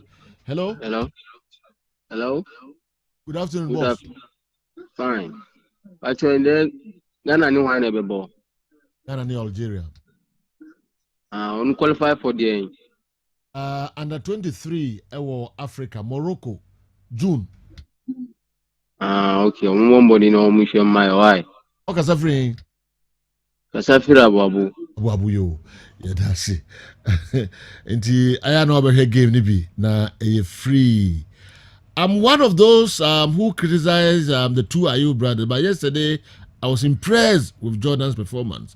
Even the commentator was glad with his persistent pressure on the Angolan team. Maminfa Way, hello. Hello. Good afternoon, boss. Good afternoon, sir. I talk as a free here, frozen. Good afternoon. Okay, you too, pa. Ayo, Uncle Joe, you're my money. No, hello. You too, pa. No, in buy been announced to Bono.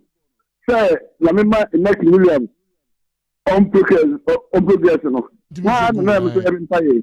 Say, you book my Kevin, say, Kevin, that's the platform, the whole world, the whole world, not how I'm say. Enka your work out no and now no crowd ya obai what the bible they say so that they could tell mama yo and the 24 the more anything yeah that's pa and 23 black meteors Olympic game Olympic team no and what's them na yeka and yes satellite under 20 hello afternoon yes sir, good afternoon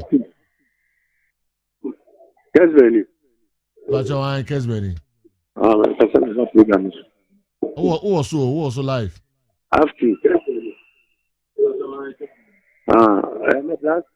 Black Meteors. Black Meteors measure 4-1. Okay, Ghana measure 4-1, eh? Yeah. Okay. Ghana for Edda Wanwasi Papa Nemum o Kanona o Bobwa ho Ede Aba Babayara Stadium 4 p.m. Free gate. Hello. Good afternoon. Afternoon. Kessben. Kessben, you can free. Afternoon. You can free. You can 15 Junction. I'm 15 Junction. Okay, it's you. Now I'm talking coach no manya coach for Fulani. See how the Ghazali never be acting head coach. Coach Ghazali Nebaba acting head coach. Later and ebe appointed substantive coach. What have okay. So I message free town, Sierra Leone. David Agboli and the Dubai. The name is Shasha American. Hello. Hello. Okay. Yantimi anya we and so. Andika. You know, I'm a young couple. I'm far away. I'm far back when I'm in Kauna. Hello. Yeah, good afternoon, sir. Yes, sir. Afternoon. Sajo, and you must someone who fears not. Okay, you too, pal. Sajo, and Abaso. It's waiting in any Sajo. Now it's right. Opening for that. The beer waiting. One more for more. Christmas, when you do my and I mean, we got to some more day. Daniel Paco, medium who said,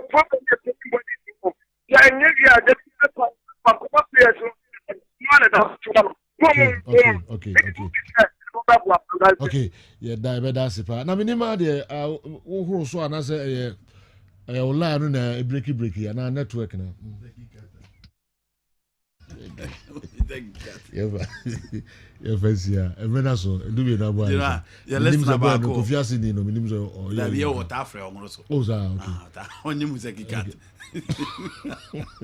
The only key cutter, you know, the young back home, or a listener, Siki or Dosi, or say, ne small boy, 18 a baby, okay, a brand in the TV, or Dosi Bano.